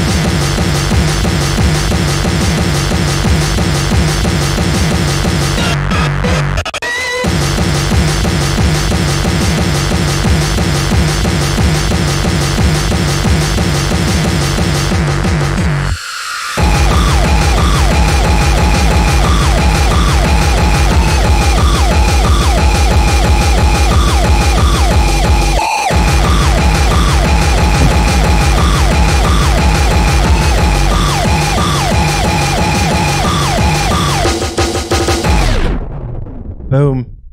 Awesome. Woo! And it was really cool to hear the story behind it as well. People in the chat saying the funny thing about this tune, it was 4/4 compared to most Snares stuff. So there's actually, it's the most easiest one to play of his stuff, because normally it's quite difficult to mix a Snares track, especially if you're used to playing hardcore 4/4 stuff. And yeah, that one, you can catch a mix on it, and it's fucking awesome. Someone else is complaining about me playing in the reds. Do you know what, bro? Don't care right now. Okay. It's breakcore. Let me say this. Let me say this about that record. Number one, those tracks were written on software that only allowed like 4 or 8 tracks and no effects and no EQ, right? You had to pre-EQ all of your sounds. And when we played that shit, it was always in the fucking red because that's where it's supposed to be. Word, brother. Word, brother. So, yeah. And the real reason. If you ever saw Snares play, he buries everything in the fucking red. Turn the main lead down because Aaron is gonna fucking bury it in the red every time. Yeah, it's in the red. It is. Awesome stuff. Oh man. Well, I enjoyed that. Awesome. A nice story as well. Man. Respect. Great story about when we first brought Otto von Schirach to the Midwest. So we had these parties in the barn, and we would very rarely bring in outsiders, but we had people that insisted that we bring in Otto. So we brought him in, and as Otto tells the story, Aaron and I pull up in this big green truck that we had, and it's me in the driver's seat and Aaron Snares in the passenger seat. And at the time, I had hair down to the middle of my back and a big ass beard, and Aaron had his long ass hair. And Otto thought, he was like, "Holy fuck, I'm going to get murdered. I need to get out of here." and then we pick him up and we like drive him out to a barn in the middle of the country where there's just fucking lunatics. Like we used to do, we would bring a car out just so we could flip the car upside down and set it on fire. What was the barn? What was the? Tell me. So the barn was my friend Jeff. His dad had some property out in the middle of nowhere, and it was just it was a free for all. It was loud, out of control music, several day campouts, and small exclusive crowds. Not exclusive, but just like anyone that was psycho enough to come out there would come out there, and generally there'd be like a huge fucking bonfire, a pack of dogs running around that were like they were definitely questionable, and lots of like we also built a huge mud pit for wrestling, so like part of the expectation was like, I remember the Peace Off dudes came over there and they were like, "What the fuck is happening?" It sounds like, proper trailer park. Like, it was like, yeah, it's like it was definitely trailer park vibes. Like we called it WTW, and it was white trash wrestling, and it was just out of control Midwest loud music. It was where American breakcore was born, man. Like anything went. You weren't expected to maintain a dance floor at all. Like if you cleared the dance floor, you were applauded just as much. Excellent. Awesome. Yeah, that's and we went back there this past summer. We went back there. A friend of mine set it up. They cleared the barn back out, and I played a set out there for like 10 people. We live streamed it. It was a great little flashback. Yeah, man. I was just thinking about the Skelechairs release. Didn't you? Well, I know you did. You just re-released it, right? Yeah. Did it sell out, or is it still available? No, you can't buy it anymore. The way Bandcamp operates is they have a revenue goal you have to hit. We doubled that, but they also have it's a 30-day window, right? So yeah, it is sold out. I got one. They're going they're going to allow us to press an extra 100 or 175 of them. I believe Simon is going to take all of those. So Underground Music should have the rest of them. Awesome. I hate shipping things. Like, I hate having to go to the post office and, ship packages and stuff. So I'm not touching them, but I think Simon is going to grab them all and handle them. Well, there you go, guys. If you want a copy of that, then Simon Underground's going to have it. And also, if you like those tunes that we just played, you can grab them here in digital from Dan's Bandcamp, and it goes straight into his pocket. So help feed his kids. Awesome.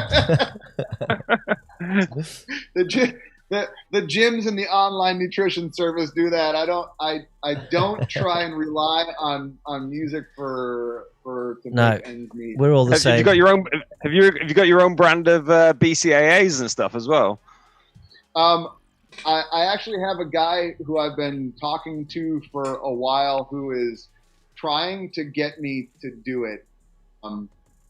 For me, I just don't know. In the niche that I'm in, I'm doing well, and I just don't know if the amount of work to put into it is going to be worth the payoff. I try and, much like with music, I try and stay laser focused on what I'm doing. Yeah. And branching out and just outsource that whole thing, man. You could just get it all done in the Chinese factory, and they'll just like distribute and everything. I've got a guy with a local factory who's been trying to convince me for a while, and I just might do it.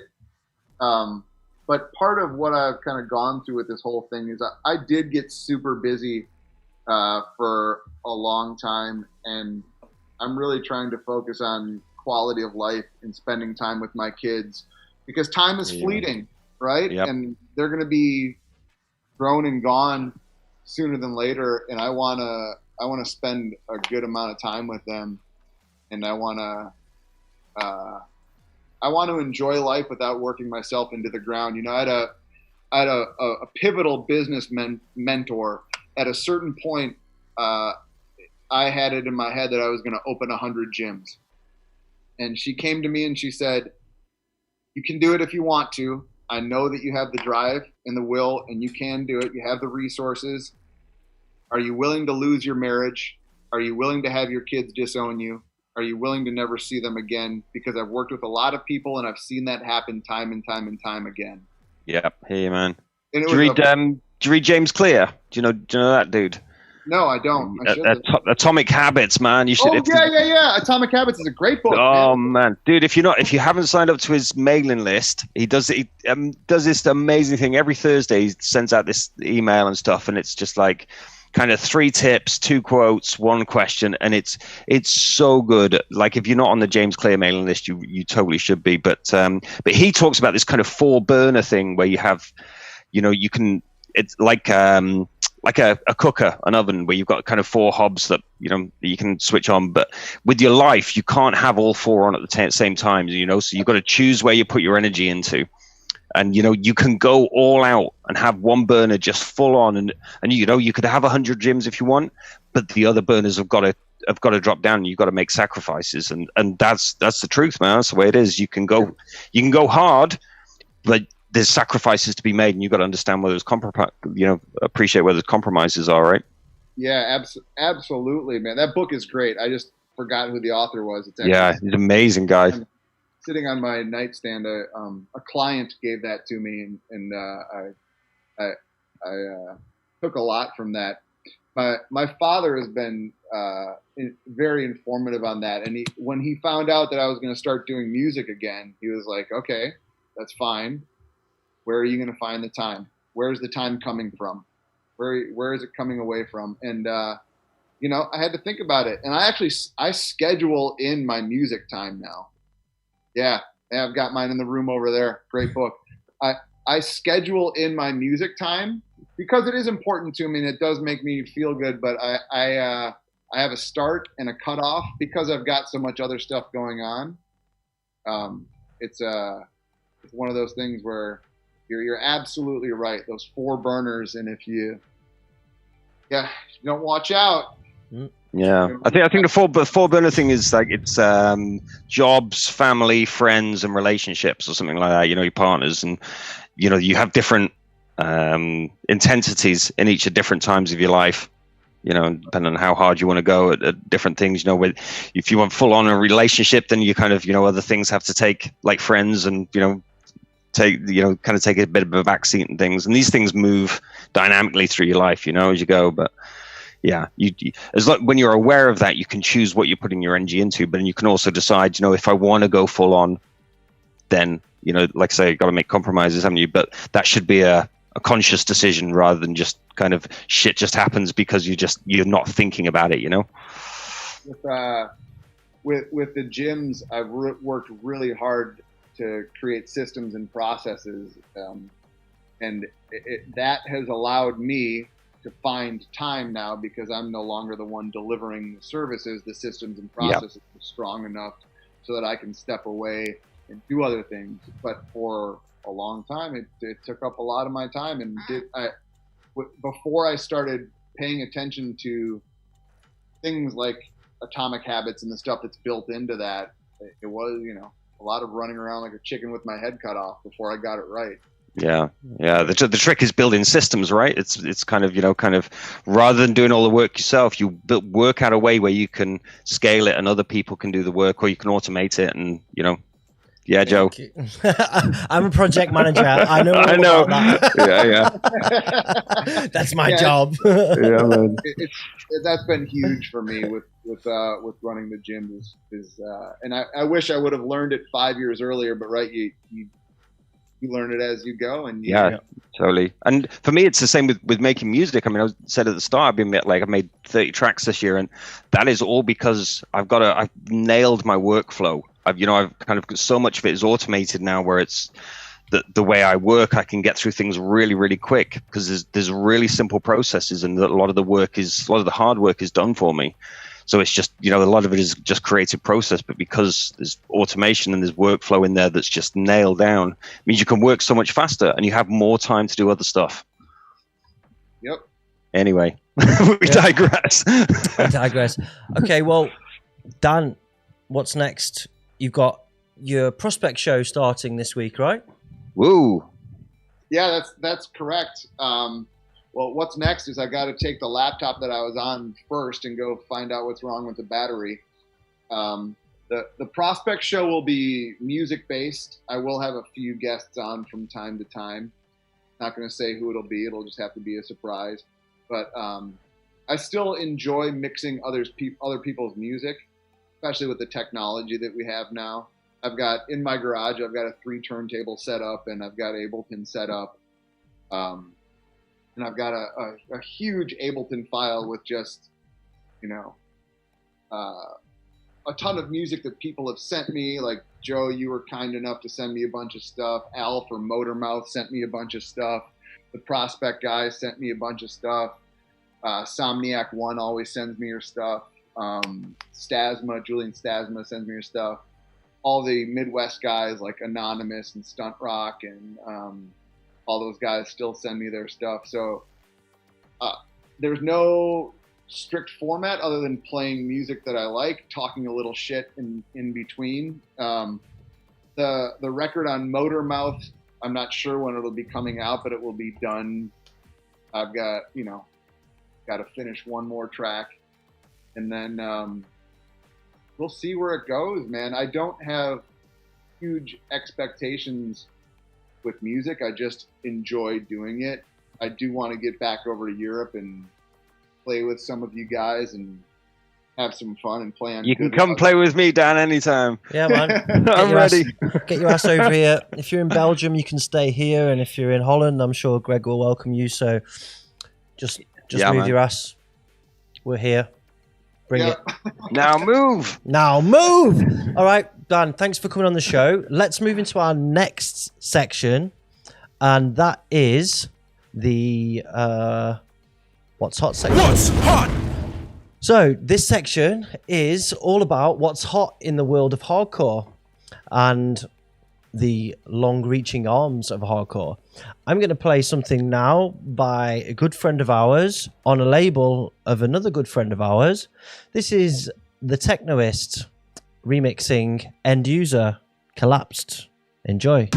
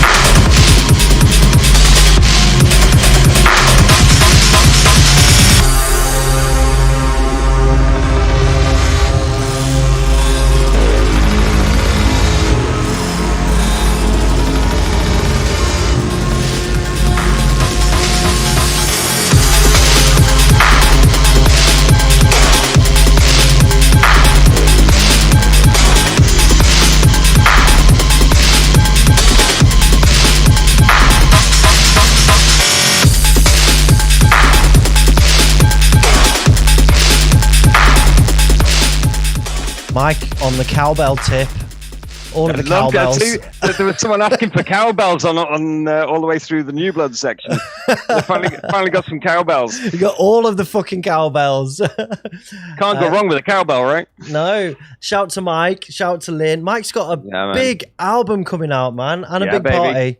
Yeah. It's a multi-genre shit. Yeah. I'm doing a collab with him as well. Yeah. Priz album. We finally almost got that Mixmaster Mike track finished, as you know, Joe. Oh. Yeah. No spoilers, but it's only been 16 years in the making. We started making that in 2005. But great track. I've teased about it on Facebook the other day, actually. But now everybody knows. Okay, but great remix from Mike. Nice, lovely track from Lynn Enduser as well. But great remix, really nice groove to it and stuff. It just drives, doesn't it, man? Yeah. Shout to. There you go. Ahead. That's a couple of good dudes. Yeah, definitely. Yeah, baby. Shout to Tom in the chat. Easy, bro. Let's fix that camera. Right, I'm going to keep moving because the clock's ticking. It's getting late. Next up, our friend Somniac 1. Shout out to Christina, Smoke Eater. Christina! Let's go.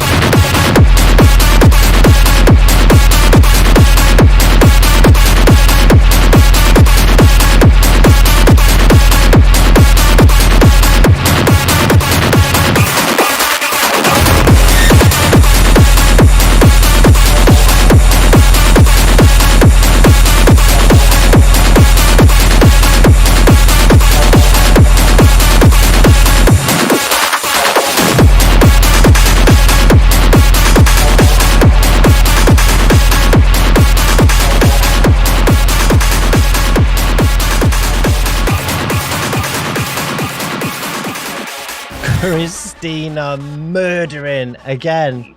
Bringing the heat, baby. Bringing the heat. Mate. That's how on so good. Gemstones. They're out now. Yeah, it's out. It's fucking sold out. The record's gone, mate. Gone. we go. Gemstones France. It's on Bandcamp if you need it. It's part of a 4 vinyl series, all different coloured. There's tracks on this one by Perk, Ghost in the Machine, Macornic, and Somniac 1. But there's also 3 others from this pretty cool and quite new label. Making moves, man. Making moves. Good shit. Bringing the heat. Got some good names. Big sounds. Big. Defo. Big rooms. Big rooms. Big ting. Big things. Only keep moving. More kick drums. eDUB. Keep moving. What? No? Okay. Keep it moving. Okay. eDUB. Contagious Madness. Stuka on Heresy. Enjoy some big kicks in here.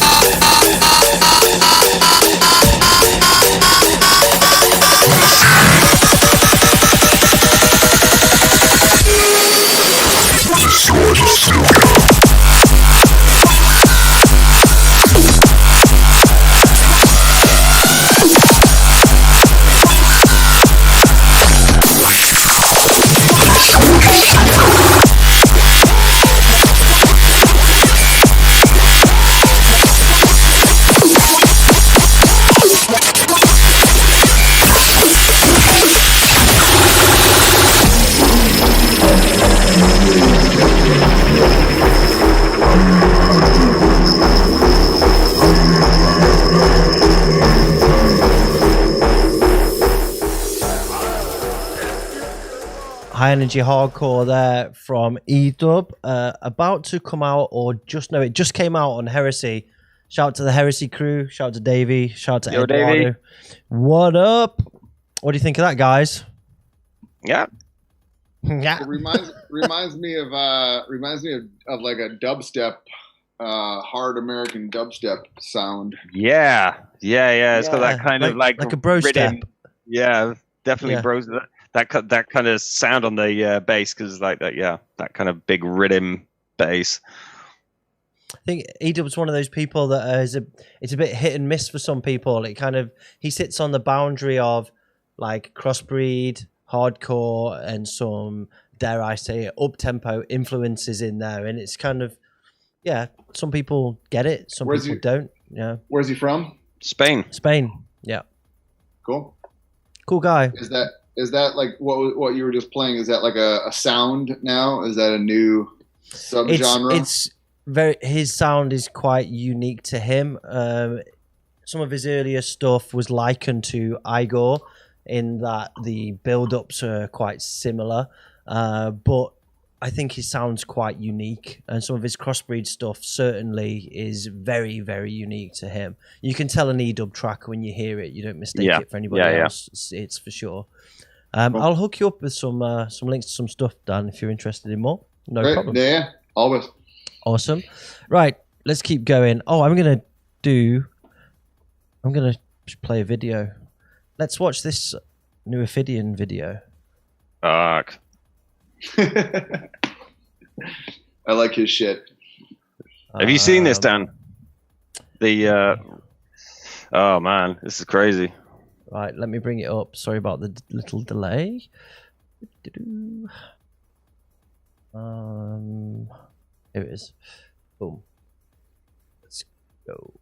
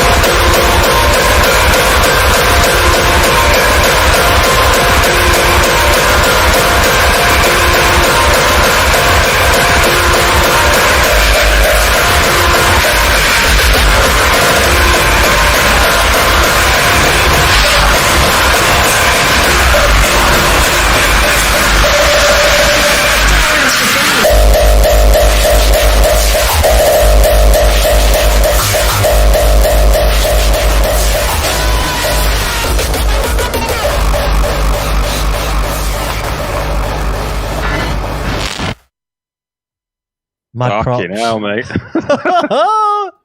So that's coming out on Thunderdome. Yeah, and Wow.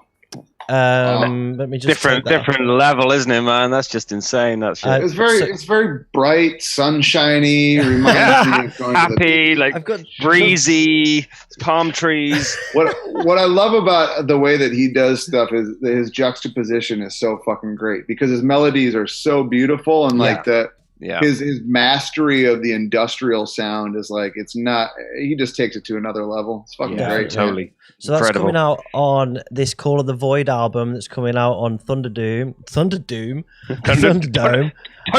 lad. Thunderdome. That's my slip of the month. End the Earth 3. It's there. Look, I'm really looking forward to this. He's the daddy. Come on, let's be honest. He's right up there. Yeah. I've got something interesting though. Right in the comments of that video, somebody is taking the time. Oh shit! Hold on. I don't want to. Yeah, there's all the symbols. The symbols. Yeah. Isn't there? Right. Where is it? Where's the? They all denote different numbers and stuff. There's loads of stuff in that video that you can find out. Where's the comments? Do I even YouTube, bro? Here we go. Right.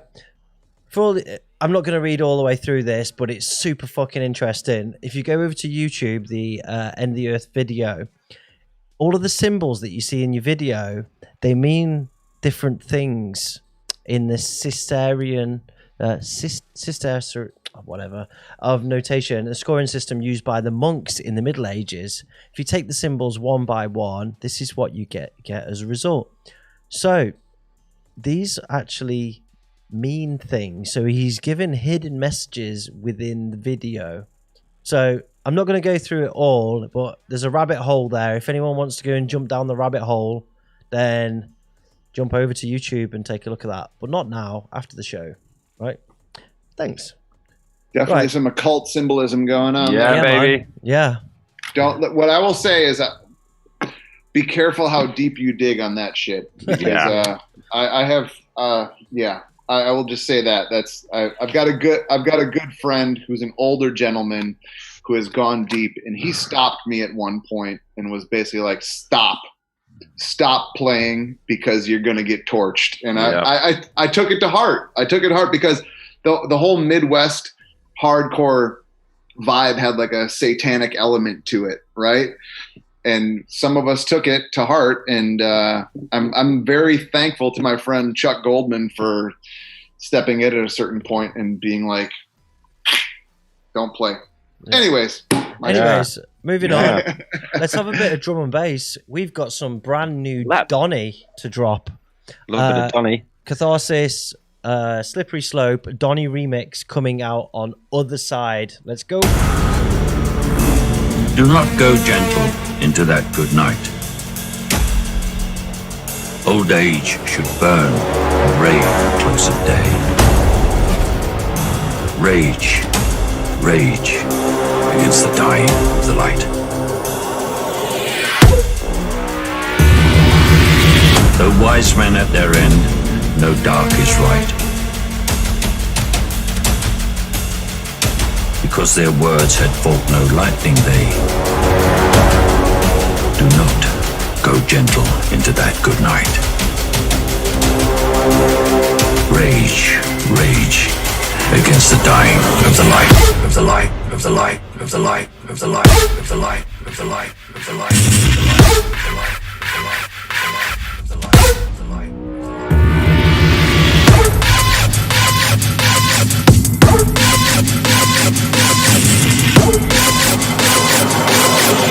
Rage against the dying of the light.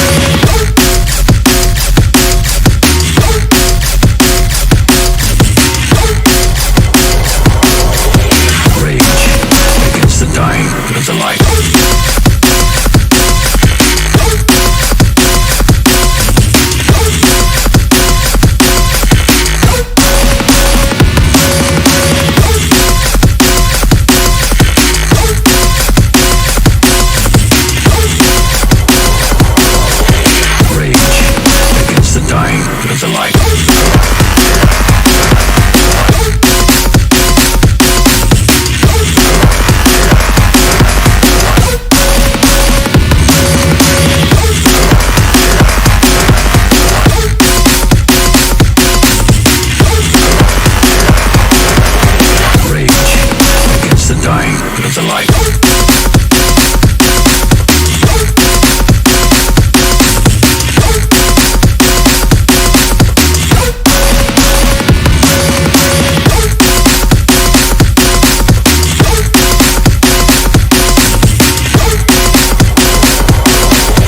Rage against the dying of the light. Do not go gentle into that good night. Our boy Donny just delivers. Yeah, just delivers. I think I elongated my neck listening to that. Yeah, for sure. Can you name the poet that was sampled? Shelley. From? That's Shelley. As Is it not? Byron. Dylan Thomas. Dylan sorry. Thomas. Yeah. Sorry. Well done. So this is coming out. Sampled off Interstellar, wasn't it? Michael Caine doing the. Oh, was it? Yeah. I can't get the fucking zoom right on that. Here we go. That'll do. So this is coming out on the 3rd Catharsis Metallicity remixed release. Also got the Clamps on there, Switch Technique, shout to Dom, Strobcore, and Final Fix. So somebody in the chat asking if Switch is on there. Yes. Somebody's saying, can we all agree that this does not sound like classic Donny stuff? I don't know. I can tell it's Donny, if that's what you're asking. That's big, man. Shout out to Maxim for sending that over. Awesome. I hear that there is a secret Counter-Strike track that's going to be available on the purchase of the digitals. So keep your eye out for that hidden away. All right, let's play the last couple of tracks. Let's get some big-ass hardcore tracks. Exclusive, Brian Fury and Death Machine, Anarchy, forthcoming, Prospect. Let's go.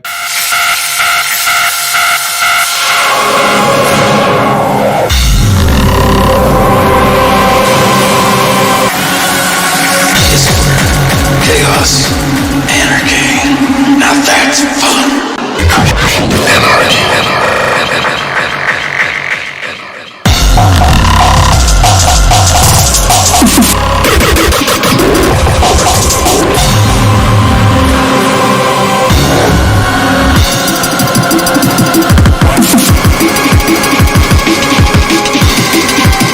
Chaos. I'm an agent of chaos.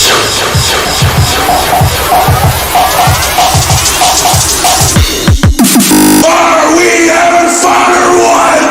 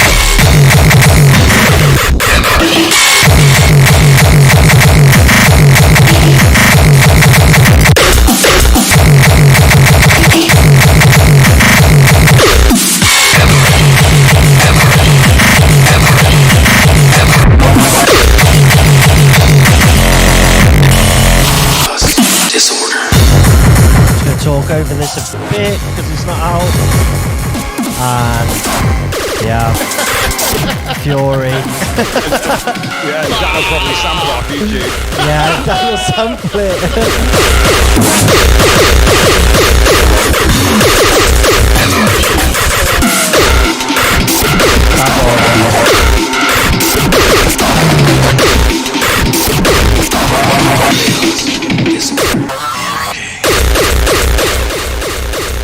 Awesome stuff, man. Really managed to get both sounds in there.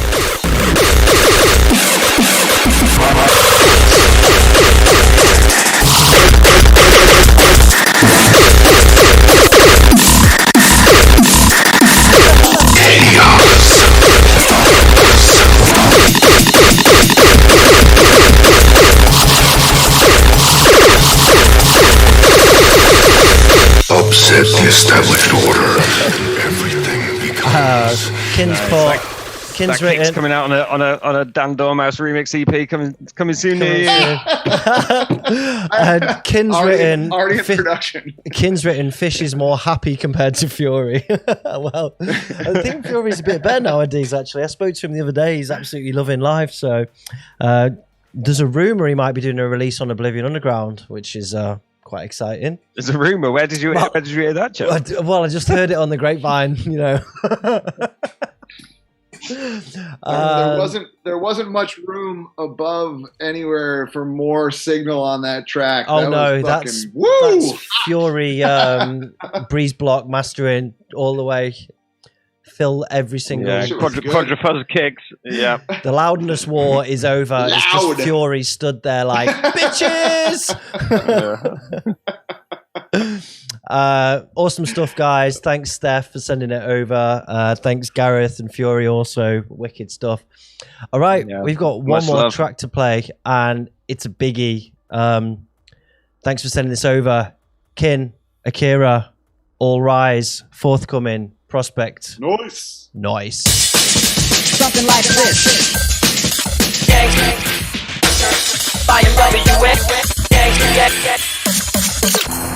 Shit is weird, something like this. At the top of the list. 1, 2, 3, 4.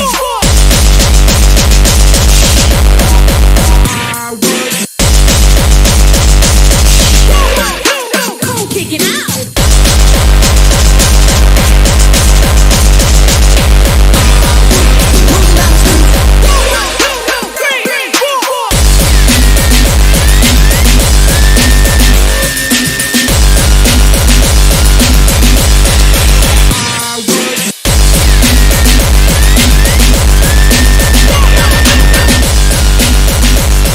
Needs more hip hop samples, Kin. Talking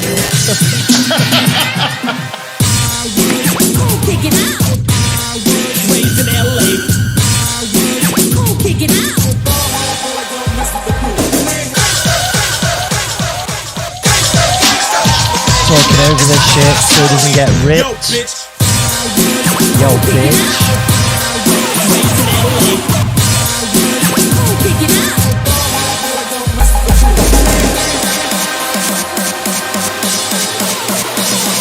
Here it comes, man. All rise for the Dutch national anthem.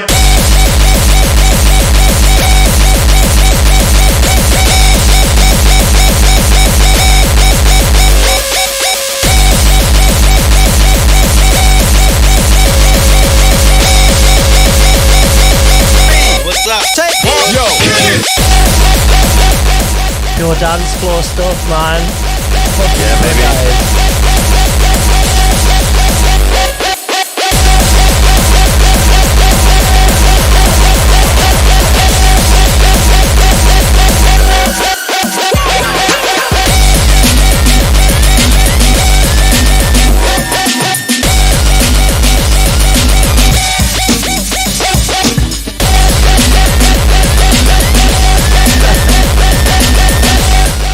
I'm not gonna play too much. It's not out yet.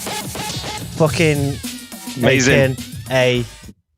Great job. Smashed it on that one, bro. Fucking A. The Dutch Everyone in the national chat. anthem sample. Yeah, man, so good. Yeah, and the West Coast fucking high pitched. What's that instrument that they use? The what's that instrument? That's called a Easy worm. E's butthole. The worm. Easy E's butthole plays that sound. Squeeze it together.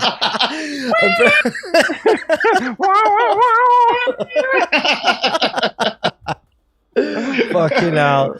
Good shit, man. I saw Gareth play it on his show the other day, and I was like, "Oh shit, man, that drop's awesome! Proper old school hardcore vibe to it. That wah, fucking brilliant.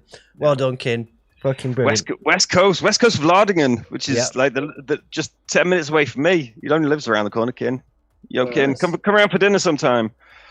Man, I've been making these memes that are just based off of Gabber, and someone made the comment like, only people over 65 listen to Gabra. I'm like, have you ever been to fucking Holland? So that sample really speaks to me. Fucking All Rise for the Dutch national anthem. Fucking brilliant, man. Yeah. Where have you had that sample from, Ken? Tell us in the chat, man. Yeah.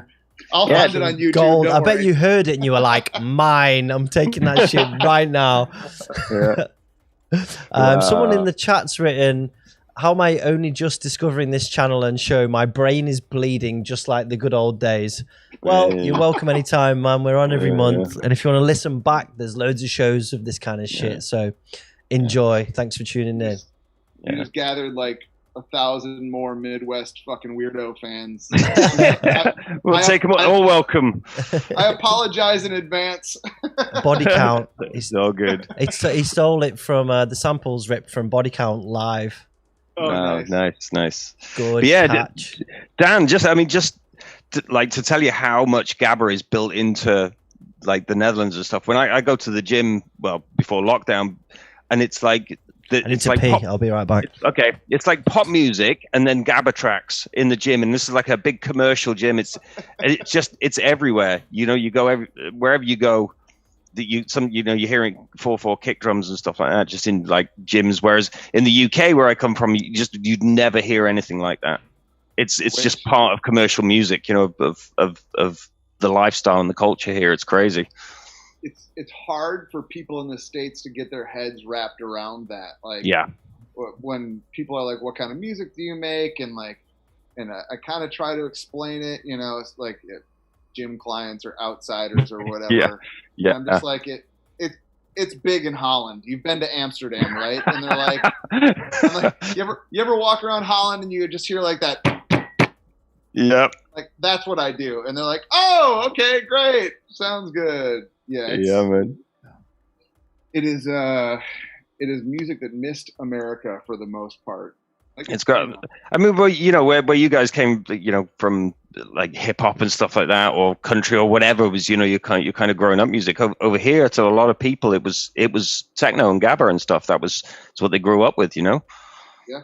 It's just built into the culture. It's such a different. I mean, it's the same shit basically. It's all music. It's just different. When do you expect to start playing out again? I mean, I've got a few gigs coming up in the UK, but I don't know what's going to happen. Whether, you know, don't even know whether I'm going to be able to fly over there without having a vaccine yet, or just I don't know what's going to happen. But I've got some bookings coming up, so in kind of July and August, and hopefully. I have a few gigs over here as well as soon as they start opening things up again, but they think that'll be around July time. So we'll see. It's gonna come raging back too, man. Like the people are so hungry for it. Like, yeah. I'm a little bit concerned that there's gonna be an oversaturation of people trying to put on parties, and it's gonna cause a problem, especially in places that already struggle, like the UK, for example. There's going to be like 100 people that try and put on a party all on the same weekend. They're going to get 10 people in each one, and there's going to be a crash. It just really concerns me. There's not much you can do about it, but you know, I just think it's going to happen. In the words of the great philosopher Randy Savage, the cream. Oh yeah, brother. the cream rises. That's the thing. Yeah. Like, that might happen for a little while, but like the cream will rise. Yeah. Yeah. Right, we're going to open for questions. We're going to do 15 minutes, last 15, so it'll take us to midnight Europe time. I think that's a good time to call it. So if you've got any questions, get them in the chat, and we'll answer pretty much anything. Cool. Pretty much. Pretty much. While we're waiting for the chat, I'd just like to give a shout out to my sister, who's done she did a 100-mile walk thing in March to raise some money for cancer research, I think, or the Macmillan nurses and stuff like that. So yeah, props out. Shout out to Ali and much love. Out, Ali. Nice. Good stuff. Come on, chat. Give us some questions. Doesn't matter how stupid it is. We'll answer it. Everyone's falling asleep. Yeah, everyone's had enough. We've done quite well, actually. We've got Still got 66 on YouTube watching, which is nice. Still got 10 on Facebook. 9 now, just as I said it. But thanks for tuning in. Yeah. Yeah. Doormouse, what was the hardest part of sobriety? What is? What is the hardest part? Yeah. I would say the first day, then the first week, then the first month, then the first year. And once you get over that hump, you don't even need it anymore. I don't miss hangovers. I don't miss being hammered. Yeah. I don't miss feeling like shit. Like I wake up feeling good every day. But you're going to be met with challenges along the way, and depending on your lifestyle, they'll be harder or they won't. I put exercise in where a lot of drinking and all that stuff was, that was a great stress relief for me. So I don't have the urge to drink anymore. My wife drinks wine. It's in my house. I'm looking at a liquor cabinet right now. I don't have an urge to go to it whatsoever. But the first year had its definite challenges. Now it's. Are you like completely sober, or do you smoke a little bit of weed, or what situation you? Because I know how I am when. If I stop drinking, like last few weeks I stopped drinking, I will smoke some weed in place of where I drank, because it's like something to do. It's just kind of an escapism, Do you replace it with anything? Are you fucking with anything else, or are you just like nothing? I definitely did that. I definitely did that for a while. Same exact thing. Lesser of two evils, Now it's just beta-alanine. Okay. Hey, brother. Beta-alanine and plant-based protein sources. Those get those tingles. You gave me that shit once before working out, and it felt like man, top of my head had pins stuck in it. This is a good story. So Joe came round to mine. I had all my used to have when I lived in London. I had like a big gym in my house and stuff. So I was like joking around. I was like, we're gonna work out. I was like, I'll make you up my special pre-workout shit. I put so much beta-alanine in it, man. Right? I think it was like Pinhead. It's in our Hellraiser. It's like. Head was fucking tingling, and he was like, "What are you giving me, brother?" I fucking worked out my fucking arse that day. I was fucking beast mode. More questions. Where did the name Doormouse come from? Ooh. That's great. So towards the end of high school, I was kind of checked out, and I would go find quiet, dark corners in the school to go sleep in. So people told me, "Hey, you're like the Doormouse from Alice in Wonderland, climbing into the teapot," and it just stuck. It just stuck. Nice. I also loved Alice in Wonderland, so it the whole psychedelic nature of that and whatnot. Fit right in. Awesome. Right, I've got a question for Dolphin from Wilbur. Oh, yeah. How did you quantize your track Falling Off the Grid? Was it through a sampler or through drawing on the arrangement for percussion, etc.? So, clues in the name, Falling Off the Grid, it isn't quantized. Well, the kind of middle section and stuff like that was all done that was all granular stuff. So, working out some crazy shit about sample start, sample end, and sample position, and then moving them through time. It was kind of like a weird, trippy thing where things feel like they're falling. So that was the idea of falling off the grid. The samples were literally falling off the grid. Nice. There you go, Wilbur. Good question. Fucking good answer. Topsy Turvy says, Dan, has a fan ever recognized you at one of your gyms? Yes. A guy came in who was a member, and he kind of came up to me and he was like, "Hey, I know who you are." And I was like, "So do I. What's going on?" And he's like, I heard you in New York on the radio years ago. That was you, right? And I was like, "Yeah." He's like, "That was a really difficult listen." That's all I got to say about that. Okay. Question for Joe about what you said about having too much parties. Don't you think it will only be like this for a few months until it comes back to normal? Yes, absolutely. But it'll take a lot of people making a lot of mistakes before they realise that they're wasting their money if they don't do it properly. The problem here is that people want to put on a party and they sometimes lack the experience or knowledge of doing the whole party thing, and the vision that they have in their head isn't well executed to actually get the people there, and they're focused so much on doing a party so that they can play themselves, and the important parts, which is catering for an audience to come, sometimes to get forgotten because they're so focused on what they like or their specific tastes, and they get lost a little bit in it. And I think that will happen a lot. It's just my opinion from previous experience. It might not be true, but we'll see. Eric's leaving. Eric, take care, buddy. Dan, do you watch the UFC? And who is your favorite fighter? I do watch it on occasion, not as much as I used to. I'm definitely a fan of the new heavyweight champion. I love his story. Stipe. No, Stipe just got knocked out. Francis Ngannou. Oh, of course. Yeah, of course, yeah. Fucking hell, Greg. I thought you were a UFC fan, bro. I like Ngannou's story a lot. Yeah, I like the suffering that he had to go through to get to where he got. And Stipe is great, but I love the fact that he had to suffer so far to get to where he is. I've got one of my best friends is a former pro fighter, and I've trained with a couple of fighters. Who? Tell us. Nobody who's huge. Just there's an MMA gym right next to one of our gyms, so train some Bellator guys and stuff like that. Nice. Yeah. Shit, I didn't actually watch the UFC at the weekend, and I've just seen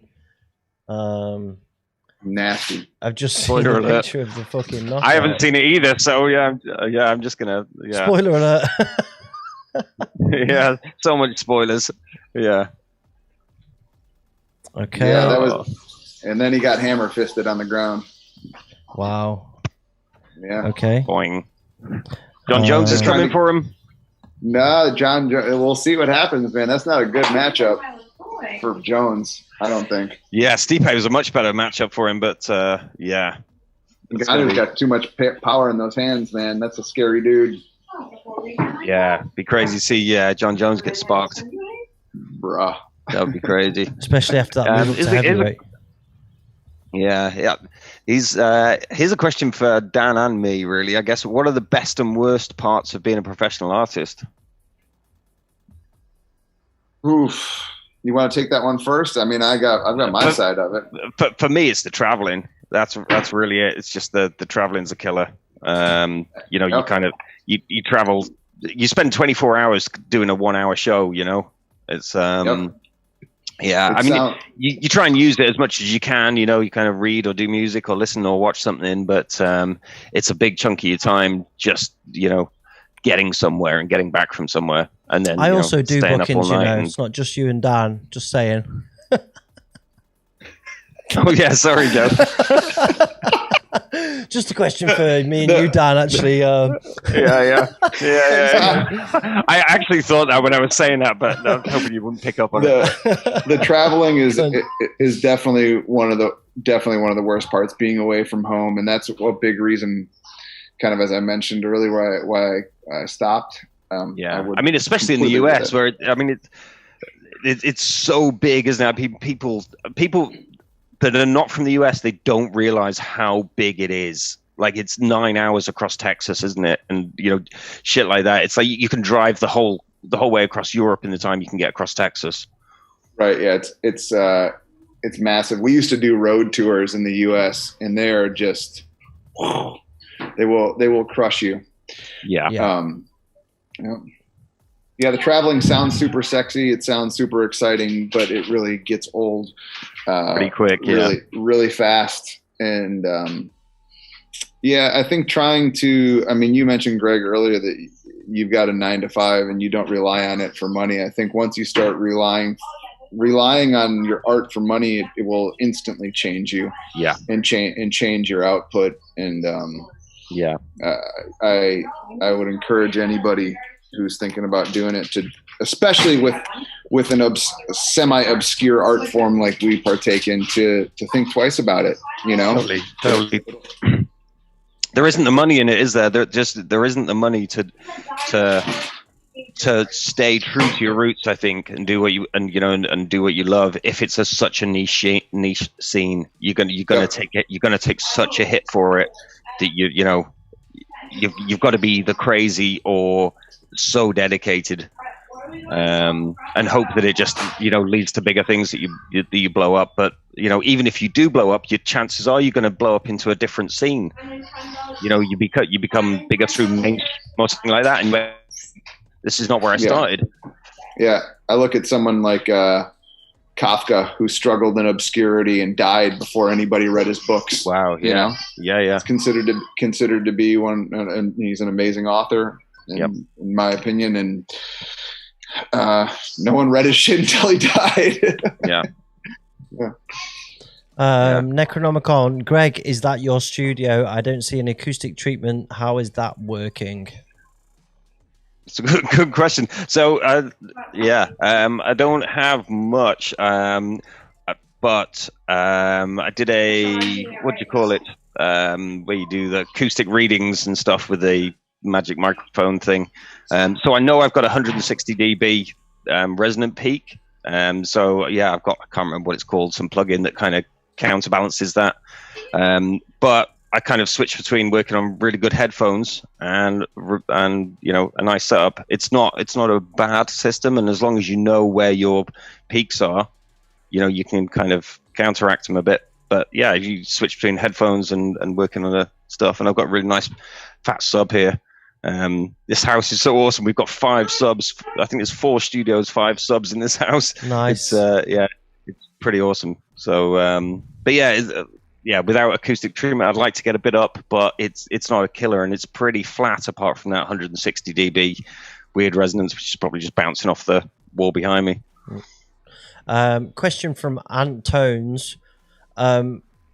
If you had to release one last track, what label would you do it on? Who's that for? Anybody, I guess. Oof. Well, you can choose your label. I'd love to do something on Warp, or even I'll tell you a label I'm really enjoying at the moment is Pan from Germany. They're a fantastic label. Actually, I meant to say this when you played Somniac 1's track, which is called, what's it called? Earth something or something eater. It's called Smoke Eater. Smoke Eater. So there's an amazing artist called Earth Eater that's signed that releases on Pan. She did an album last year that was really, really good. But they do loads of crazy stuff, like really, really across the board. Some amazing tracks worth checking out. I'm going with Psychopathic. Ooh, who's that? The Insane Clown Posse's record label. Oh yeah. Oh, Def Jam. I'd want a Def Jam, please. I'll take Def Jam. Yeah. Death Row. Yeah. Doormouse, are there any up-and-coming producers from the US to look out for in any genre? I've been shouting them out for a while. High Five the Birthday Boy is kind of a real name. That's really his name. Yeah. I actually just wrote a letter of recommendation for him so he could get a grant. He kind of came out of nowhere. What genre is it? It's like it carries on the kind of American breakcore dirt sort Let's of have a style. Look. What's the name? I'll look it up now. High Five the Birthday Boy. Kind of like, hey, high five the birthday boy. Great name. The birthday boy. While we're on silly names, has anyone heard DJ PayPal? No. He's pretty good. He's pretty good. He does kind of like some really weird juke footwork stuff. It's kind of fun. Also, a young man named Stunt Rock comes to mind. Oh, he's yeah. about to release. So young. He's about. He's about to release some. Apparently, about to release some new music. From Let's what have a I've been listen told. to something by. Interesting. Oh, where on Addict? I really can't say. Okay, so yes. Let's have a listen to this guy who's just been talking about High Five the Birthday Boy. This best be good, Dan. I like his stuff. Yeah. Right, let's have a listen. Butterfly. Oh, I used to love Butterfly Knives. Like, you know? That's the one.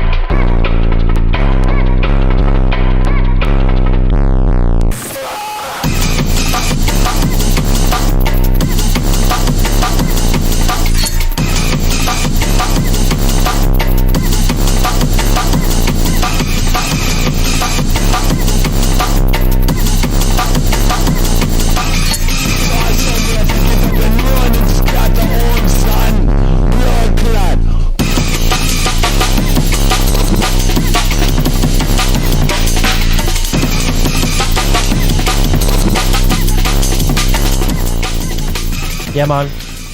Dope. Distorted 808s, rave synths, and think breaks. I mean, what's not to like? Synth for me. I love it. Sucker for it. What was you said? A lot of his stuff is like that.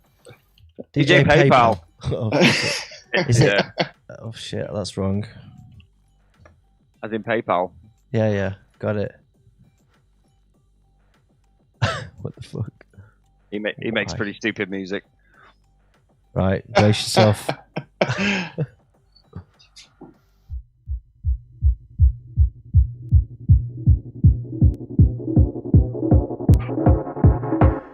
it comes.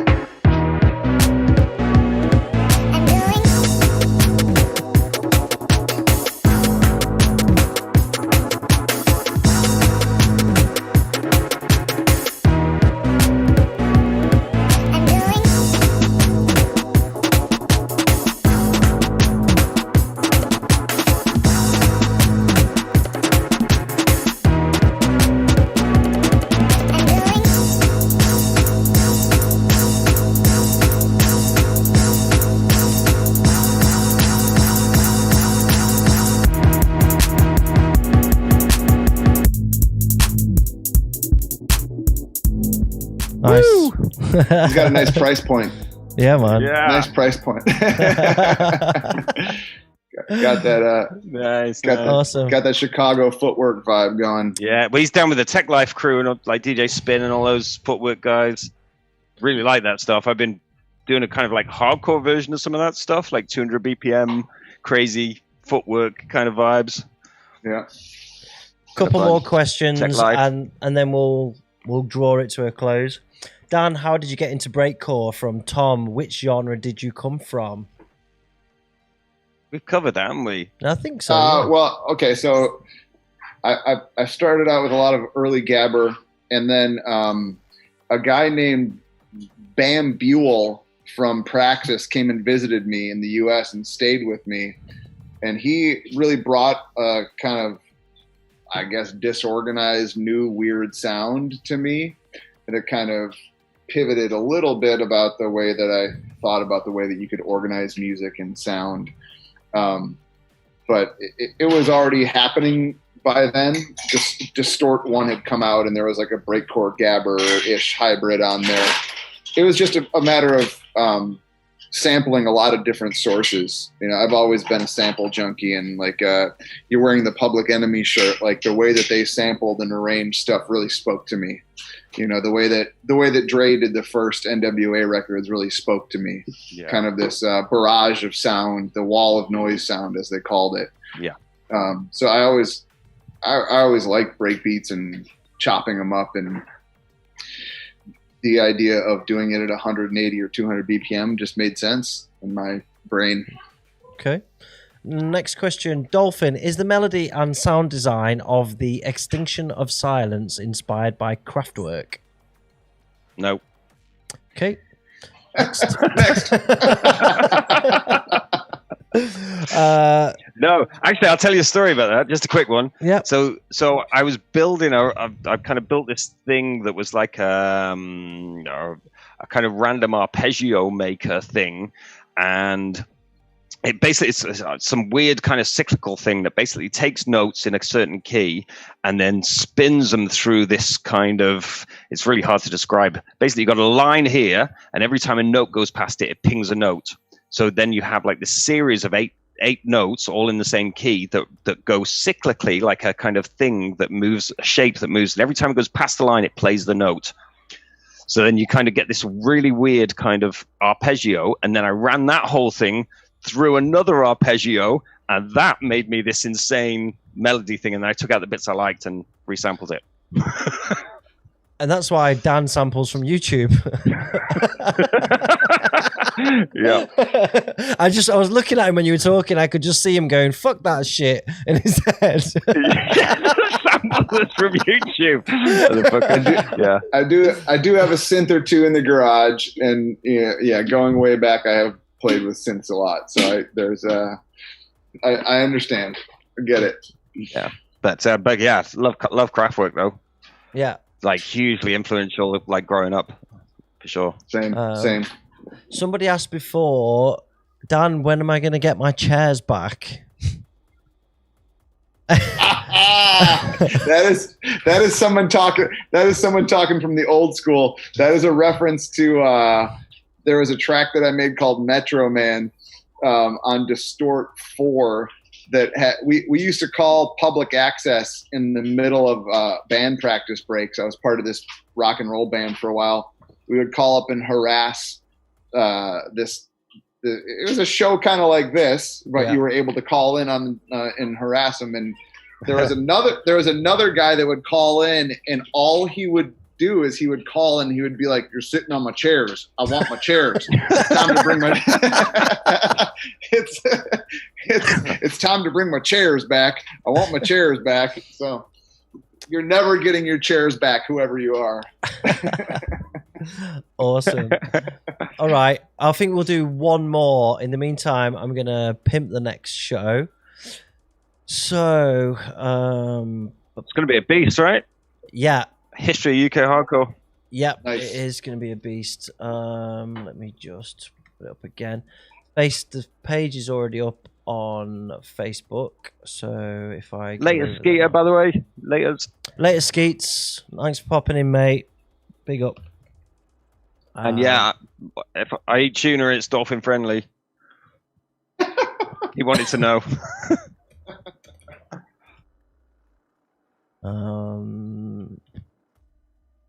14. And here we go. Right, here we go. The Oblivion Show, episode 14. Producer Scorpio and Ribs. This is live on Facebook now, so if you want to go over there and confirm that you're going to go, then do it. I'll start pushing it hard soon. But essentially, we're going to be talking through the history of UK hardcore techno from its start through to modern day. I'm not sure if we're going to get it all done in one show, but we're going to try. That's the next show, end of April. The legendary DJ producer, legendary Scorpio, and legendary Ribs, hosted by me and this dickhead, Dolphin. That's going to be... what? What? That's going to be a good show, especially people from the UK who are heavy passion about that. So get yourself over there and share it, etc., where you think it's going to be appropriate. One more question from the chat. Would you rather fight 100 duck-sized horses or one horse-sized duck? I think duck-sized horses, because if they were like really small, fuckers, right? you could just like mow through them and just like kick them and fuck off. Easy, right? If it was a duck-sized horse. Wait a minute. A horse-sized dog. Not a horse, Joe. Not a horse-sized duck. But it would like, imagine how thick its feathers would be, and you try and hit it because it'd be like high, and your arm would just go into its feathers, and it'd be like protected, right? Am I thinking too much about this? You sound like you're at an after party. You just like. Well, I've had 1.5 beers, so after being sober, so definite. All right, that's it. Any news from you guys that you want to call out? Anything you want to promote? Now's the time. Nah, man, I'm good. I appreciate you guys having me on. It's been a blast. It's been fun, Dan. It's been so good, man. Thanks Really for being fun. on the show. Thank you, Dan, My for coming pleasure. on. I've always wanted you to come on the show since I first started doing it, so it's kind of a bucket list thing for me. So thanks very Awesome. much. I really respect My pleasure. what you've done for Breakcore, the influence that it's had on me and other people, and also your journey. It was nice to delve into that. And see, and thanks for being so like honest and open about kind of what you've been through and stuff like that, and where it's got you, and it's been awesome to talk about all that stuff. My pleasure, man. My pleasure. Definitely. I want to say thank you to all of the Oblivion crew behind the scenes. Cam, who's continually working very hard on Oblivion design, inspiration ideas, etc. Steph, Death Machine, who's always working hard on track mastering, all the stuff to do with the label. We've got loads of new releases scheduled, so I'm going to start leaking some news on them soon. Hopefully something by Dan coming up as well, which will be a bit of a dream for me, for a fanboy like me. All the Oblivion crew, all the mods and staff behind the show, thanks very much. Thanks to you, Greg, and thank you again, Dan. It's been an awesome show. I really enjoyed it. Yeah, man. We're going to end the show, as usual, with something different. This is a good one. This is one of mine. Yeah, you picked this, man. What is I it, always Greg? pick these, actually. I always pick these. Well, since you've been here, come on. Yeah. This is what did I give you? Reed Willis. Yes. Yeah, Reed is. I think he's signed to Max Cooper's Mesh label. There's some seriously crazy visuals on this, and the music is amazing as well. It's it's on a different level. All right. So, thanks to all of you for tuning in. If you want to be part of the New Blood, keep an eye out. We're open submissions again, probably after the next show. Don't forget to hit the like button, the subscribe button, all that fucking boring bullshit I keep saying. Do it, please, so I don't have to keep fucking saying it. Buttons, yeah. And that's it.